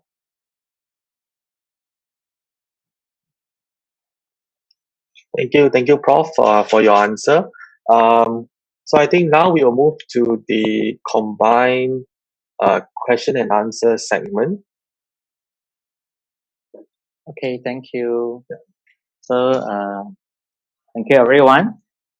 So, welcome back to our main meeting room now, and we hope to have some very insightful sessions with our two experts on brain and mind. And we will now have our fourth activity, which is a combined Q&A with both our speakers. So, it will be the same format as what we had just now, and I'll hand over now to our moderator, Leonard, and Brother Wilson. Thank you. Hi, thank you, Wayne. So welcome everyone back to the main session once again. So we're now at the combined question and answer segment for both our guests. So once again, if you have any question, please feel free to use the raise hand function, or you can type out your questions in the group chat, and we will ask them for you to our guests. So I think to start off the combined Q&A session, we have one of the questions that you have submitted earlier during in the registration phase. Okay, so one of the questions we have here is from Barry. He asks, sometimes we young people feel insecurities between our friends, and social media tends to make it more possible for us to have different kinds of insecurities. Do you have any suggestions on how to overcome that? Maybe we'll have Prof to answer first. Yes, so thank you for asking that. There is certainly scientific evidence that shows that social media can have negative influences on our adolescent development. And I think here, again, the importance of simple practices that we can do on a daily basis to help us develop more resilience and skills of well-being are really important. And particularly during adolescence, practices around insight to help us appreciate the insubstantiality of the self and to help challenge the idea of a reified, continuous, permanent sense of self is really important. And these practices are simple and accessible. And so I think that this is something I would encourage teenagers to explore. And I think you will find that it could be very beneficial. Thank you, Prof. Geshe, do you have anything to add for this question? Okay, so basically, this question reminds me of the Albert Einstein's biography, where his son, when he was very young, he was learning how to cycle, use bicycle, and Einstein, from distance, he sent a letter to his son saying that if you don't want to fall, keep cycling, keep moving, then you will not fall. This is what his advice. So this has a great bearance with this question here. The social media, in fact, the youngsters, they are being newly exposed to the outside world. The youth, adolescents, they are newly being exposed to the outside world.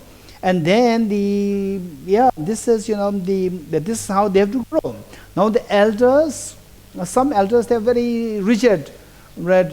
And then the mother or the father say, "Hey, where are you?" And the daughter or the son, right? I have no privacy. This is a problem. So controlling. So whereas the parents, the elders, they should be able to give the full picture. Okay, this is A, this is B, this is C. Don't think that A is the only reality. There's a B reality, C reality. Give the bigger picture, and then from distance, keep observing it. The social media, say the social media has lots of information, A, B, C, non-A, non-B. There are all this information there. So tell the child, inform the child that social media does not necessarily represent the reality. So keep in mind that if there is somebody, so social media is like somebody who is happy to provide you information, provide the information, and that is a benefit to himself or herself, which means there's selfish interest involved there, there's agenda involved there. So this information you have to give. And if you don't believe that there are the various social media, and from there you'll get the information from different angles. So you have to give the broader picture, that the child be exposed to the broader picture skillfully. This is so important. And then the child will not be lost. Otherwise, many of the children, they suffer because they think that this is the reality. In fact, the similar thing happens in some place I know, right? So there is this news, and then the person starts panicking. I said, okay, don't believe in this news. And if you start becoming panicky, then stay away from the social media for the time being. Get the information, keep yourself updated, but don't be too exposed to the social media. This is what I always tell. Thank you. Thank you, Geshe. In the interest of time, I think we can only afford to have just one more question. Or maybe in the interest of all our participants, we have some of you who have raised your hands, so I'll get maybe one or two of you to ask your question together. Then maybe our panel can answer them together as well. For those of you who still have many dying questions you want to ask our panel, they can email in, right, to us, and we will direct your question to our panel. Okay, so maybe first I'll call on Sun Hao to ask your question and introduce yourself, and then ask your question, and then if you like to direct your question to any of our panel. Yeah. 谢谢 Geshe, and also thank you, Professor. So this relates to, I think, because now some questions already asked, but this is a personal experience. I'm now 21, and I tend to be very hot-headed and compulsive, and like, admittedly, I do have some suicidal thoughts, like relapsing here and there. So, to Geshe, I want to ask, does it mean that I'm not putting enough effort, or because I have studied already a year and a half of Buddhism? And to Professor, does it mean that my brain is still underdeveloped? Like, why is it that I tend to, despite having studied Buddhism for such a long time, I tend to, fall into despair quite easily and getting very angry quite easily. Like, I know, hey, it's logical, but I tend to fall back into the emotional side. Thank you very much. Okay. Thank you, Sun Hao. Maybe we'll ask Raymond to ask your question as well.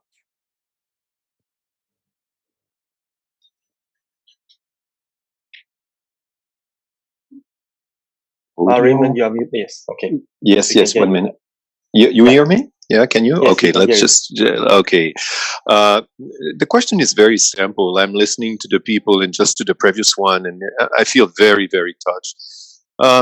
I've been disconnecting from the Facebook account that I had. I'm 62 actually, soon.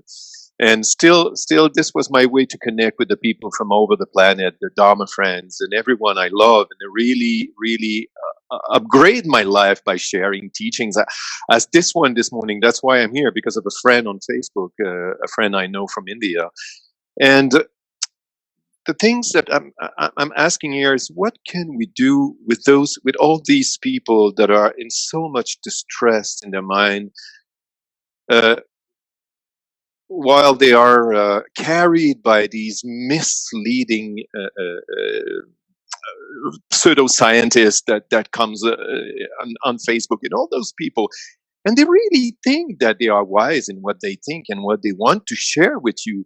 And I never know what to do with that. I just kind of disconnect from them, because I'm trying to tell them, well, you don't have to believe everything that you see, but they're so sure that we are blocked and closed and walled into something, or into our mind, because we don't want to follow this idea.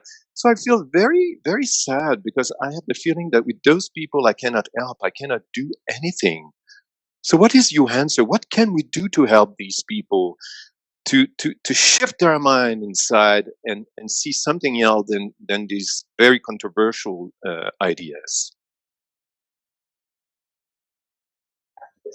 All right. Thank you, both of you, for asking your question. Maybe Prof can answer first. Thank you for asking these questions. With respect to the first question, the brain continues to develop through at least the early 30s. So for those of you who are still in your 20s, you should just rest assured that your brain is continuing to change. And so if you feel a little hot-headed, as you put it, that will surely change over time. And so I would encourage you to be patient with yourself, and to cultivate simple qualities of awareness, which can help to become aware of the impulses to be hot-headed, before you actually express the behavior. This can be enormously valuable. With respect to the second question about how we can shift minds and so that they're not swayed by pseudoscience, I would simply say that this is a big problem, I think, in today's world where there are lots of strange and very questionable kinds of ideas being promoted on the internet, and that we need to be cautious about. But I think that ultimately wisdom will prevail because the force of global science is much stronger than the force of pseudoscience. And so while it is sad to see some people come under the sway of pseudoscience, I think that when you look at the global picture as a whole, I actually think one of the consequences of this pandemic is going to be the cultivation of more respect for science, because the scientific experts are the ones who are going to prevail in their wisdom around this health crisis. So I think that there is some cause for optimism, and of course, I think that science education across development will be very important. So thank you. Okay, thank you for the answer, Professor. We'll continue with Vishara for some Q&A later. So maybe invite Professor to give us some closing remarks. When I understand that you have to go for next appointment. Thank you, Professor. Yes, so I simply want to express my deepest appreciation to all of those who helped to organize this event, and to my dear friend and colleague Geshe, who contributed his words of wisdom, which we all have benefited from. So thank you all so much, and I very much believe that it is through the young people that this world will change in better ways. And I would encourage you all to join this journey to be part of the solution by cultivating your own well-being and taking responsibility for your own mind in a way which I think will contribute to this world being a better place. So thank you all so much. Thank you, Professor. Thank you so much for your time. Good to speak to you again. Thank you. Thank you. I will then leave, and thank you so much. Thank you, Professor. Okay, we will continue with, we have 10 more minutes just for Q&A. So I think, Leonard, I hand over to you. We'll continue with 10 more minutes for Q&A before we invite Kishila to give the closing. Okay, thank you, Wayne. I think maybe Geshe, do you have any response to the question that was asked previously? I think one of them, Sun Hao, directed his question at you, asking about his study of Buddhism and how he has developed thus far. Okay, this is a very serious into Buddhism for many years, but they still remain the same. So here, in fact, I'd like to just share with you that one of my relatives he very pious, and he has been Buddhism for like over 20 years, spending minimum 3 hours of prayers every day. And after 20 years, one day he came to me and told me that, okay, now they not changed by any means. Say 20 years ago, what I was before, today is just same person. While I've been so pious, doing the Dharma practice, meaning the prayers and so forth, every day, like 3 hours, 4 hours every day, but no change. I said, okay, Dharma practice doesn't mean just the recitation. Your change is the change of a thing. Your thought process has to be changed. Somebody on the somebody tells you that how are you? Then how you respond. There are two ways of responding it. Okay, are you my doctor? This is one way of responding. Another way of responding is, you are so kind, thank you so much, thank you for being so considerate of me. So when you say, thank you so much for being so considerate of me, for asking my well-being, thank you so much, your mind, there's a tremendous peace there. When you say, are you my doctor? Hey, where are you going? Are you my spy? Are you my spy? Right? So with this attitude, your mind is always not at peace. This is the point. So therefore, the point is that there is a difference in your cognitive thought process. So we have to change the cognitive thought process. So short-tempered meaning, say when you say, how are you? Are you my doctor? Which means that you are, unhappy. So, the person is very short-tempered. I asked the well-being, and the person said that, are you my doctor? Right? So this is what is happening. So the point is that we have to change our cognitive thought process. You change the cognitive thought process, and your feeling will be changed from unpleasant to the pleasant feeling. And then you will be a very happy person. So how to change this?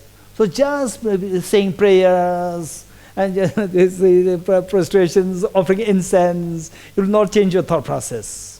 So these activities will help us, but then finally we have to actually engage in the thought process. For example, preparing the utensils. They are required for your preparing your food. But for the actual food, there must be the ingredients. Without the ingredients, only preparing the utensils will not fill your belly. So therefore, the actual transformation in the thought process, that is required. So therefore, the study, reflection, and meditation, proper study. And if you Liu Sun Hao, if you are from Singapore, then Singapore, there are very good Dharma centers, Tibetan Buddhist center, there's Geshe Yundena there. You must not miss attending those teachings, and the thought process must be changed within. So, and the ABCs there, TBC, Tibetan Buddhist centers there, ABCs there, there are very good Buddhist centers there. You must make the use of these things. Prayers are very important, but then the actual transformation must happen through the change in a cognitive thought process. Thank you. And second part about how to be not swayed by the pseudoscientists. This is a very important point. To help them. This is the point. So for that matter, what I would say is that, okay, this is what I learned from many other people, not necessarily from the Dharma teachers, not necessarily from my Dharma teachers, from even some of the other people. From there I learned this, that when somebody says that, okay, yeah, there's ether, right? There's ether. Ether means, scientifically, it is proven that it is non-existent. Oh, there's ether there. This is what the scientists said. Okay, yeah, it may be correct. Don't just say no. If you say no, the person feels hurt. The person will not listen to you again. Just say, yeah, it can be correct. But I also learned that it is not there, right? We have to explore which is correct. So always don't reject the other person outrightly. Say that, okay, it can be correct. We never know it can be correct. And I'm also learning for the first time. But this is what I learned. You also give broaden the other person's horizon. In other words, give more alternatives. Then, the way Professor Vijay Davidson said, that the person seeing the options, from there, then the person is into a, shopping mall. Cheese there are hundreds of G's. Then from there you can choose. Whereas if there's only one G's, whether you like it or not, you have to take it. We should make the other person feel get the options. Thank you. Thank you, Geshe, for your answers. We'll just go on to the next question. Sanjay asks, maybe you, Geshe, can you share with us some daily practices for beginners of practicing? Yeah. Okay, so basically the daily practice, what I would say is that it depends on the individual. If the individual is the Buddhist, then there's a practice. If you are a Muslim, you have your own practice. Again, whatever religion that you're following. If you are secular, if you don't believe in any, if you're more like an atheist, non-believer, you have your own practice. So finally, the point is that whether you're a believer or not, what is so important is that a mind, the well-being is the well-being of your mind. This mind, well, your mind with a tremendous well-being. If you look at the brain, you can see the particular structure, very different brain structure there. Brain correlates are very different. So the point is that well-being of your mind. Well-being of the mind, what is so important is three things. Number one is, it doesn't matter whatever religion that you're following. Even if you're a non-believer, even that is fine. One thing is that learn how to maintain your mind stable. In other words, concentration. Learn how to build your mind. Say, when you're learning quantum physics, your mind is fully there, concentrated, rather than deviating shopping malls and the laundry, groceries, and so forth. Instead of that, just how to focus on quantum physics. Or if you're learning music, just on the music, not distract anywhere. For that, you have to build concentration. This is number one. This is for universal. Whether you believe it or not, it doesn't matter, number one. Number two is that cognitively, you must be very active and you must be very rich. Cognitively. Very rich, profoundly rich, and vastly rich. Try to enrich your cognitive thought process. Always be open to learn any knowledge. This is very important, number two. So that will make you confident, number two. Number three is compassionate. Learn how to be compassionate. Be positive. Be positive. From the positivity and optimistic, you will learn how to be compassionate. So with compassion, the immune system builds up. This is extremely the secret of building your immune system. Just practice compassion first. The first step is be positive. Learn to be positive. Learn to be positive. Never be good at saying no. Never be good at saying no. Just see if you can say yes. For the time being, don't say anything. Remain silent rather than saying no. Don't be good at saying no. If you become good at saying no, you will never grow.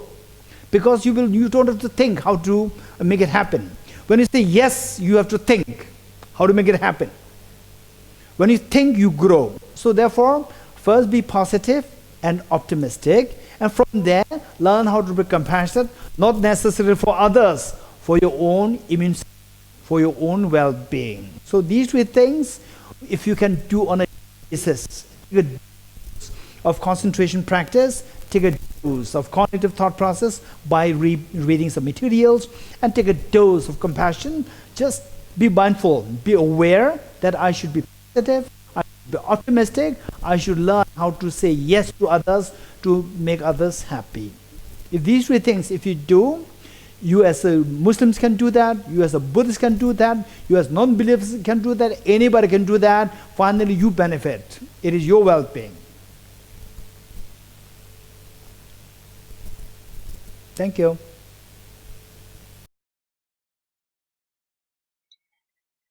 Thank you, Leonard and Brother Wilson, for moderating our Q&A. And yes, indeed, quite eye-opening for all of us. And we received many questions, and due to the excellence of time, we are not able to answer all the questions. However, but you still can email us some of the questions. We try to have them addressed and reply by our speakers. So we'd like to invite Geshe to give his closing remarks. Geshe, please.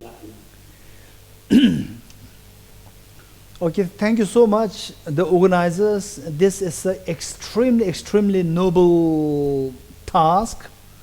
Finally, the world is determined whether the world is going to be the rich, harmonious, happy, or unhappy, destructive, is all determined by the youth. So the youth plays the role to make the world. So this the coordinator, Southeast Asia coordinator under the office of His Holiness the Dalai Lama and Tibetan Buddhist Center took this initiative.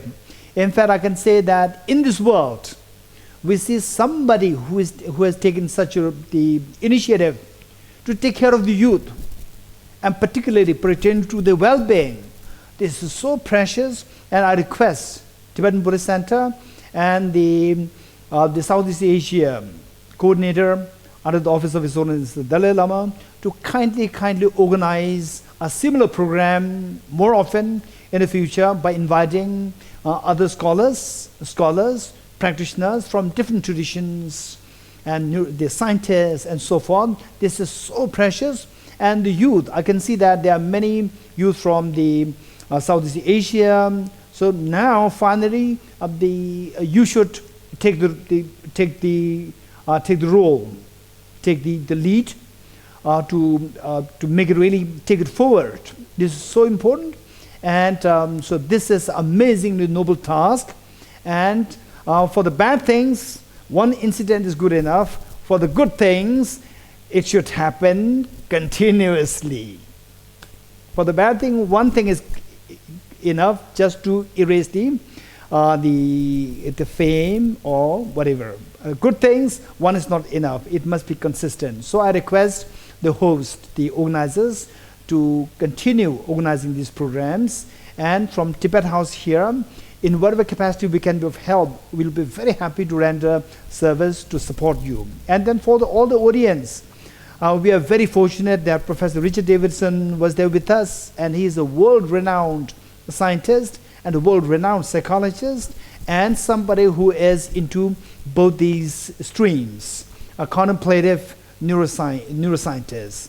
He's an incredible renowned scientist. We are so lucky to have him, and you can feel the warmth of this great speaker. So the host, I would highly recommend that if you can bring such the renowned neuroscientist like Professor Richard Davidson in the future as well.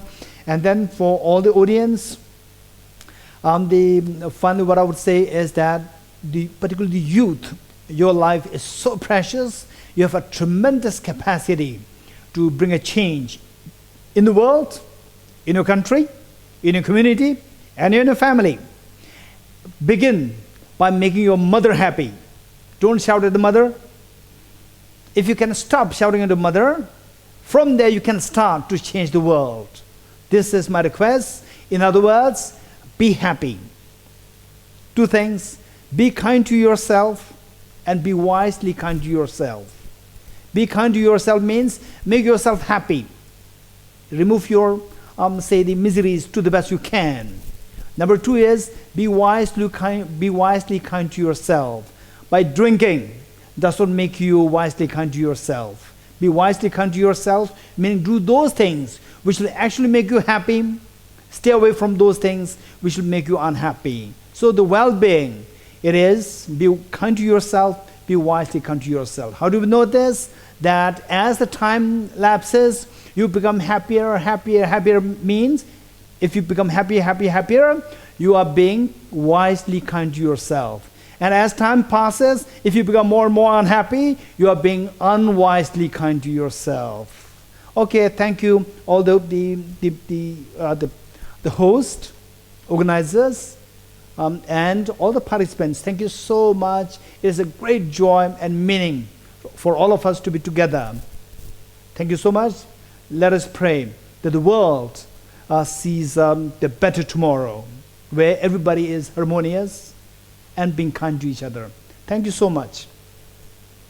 Thank you, Geshe, for the closing remarks. From the dialogue, it has been comforting to know that we have the ability within ourselves to rewire our brain and to transform our mind, to make ourselves more resilient toward challenges or becoming a happier person. You probably may have more questions now than before the dialogue, but we hope these questions in your mind now will lead you to investigate more about our minds instead of being controlled by our undisciplined minds. So please feel free to write to us, email us, and we will do our best to have them answer to our speakers and teachers. So on behalf of Tibetan Buddhist Center Singapore and Southeast Asia Coordinator Office of His Holiness Dalai Lama and all our supporting organizations such as Tibet House and many others, we would like to thank our two distinguished speakers today, Professor Richie, who has probably woke up very early just now, and as well as Geshe, who has always been supporting our events. So thank you, Geshe, as well as Professor Richie. We also like to thank our youth group, which consists of Leonard from Singapore, Yubi from Indonesia, Frankie from Malaysia, Lin from Vietnam, and Titima from Thailand. So good guys, good job guys, and keep up the good work. So last but not least, I want to thank our video conference team here and from Tibetan Buddhist Center, who has been behind all our major Zoom events this year, Facebook Live, YouTube Live, etc. So they are Jacqueline, Carrie, Sonam, and Isa. So with that, I hope everyone can participate in our last activity by giving us your feedback via the 2 poll questions. So thank you everyone, and good night. So your mic is, you can unmute your mic now and say goodbye to everyone and also to Teacher Lai. Goodbye, everyone. Hi. Thank you, Geshe. Thank you, Geshe. Thank you, Geshe. Hi, Geshe, thank you so much. Thank you, Richard, also. Thank you so much. Thank you, baby.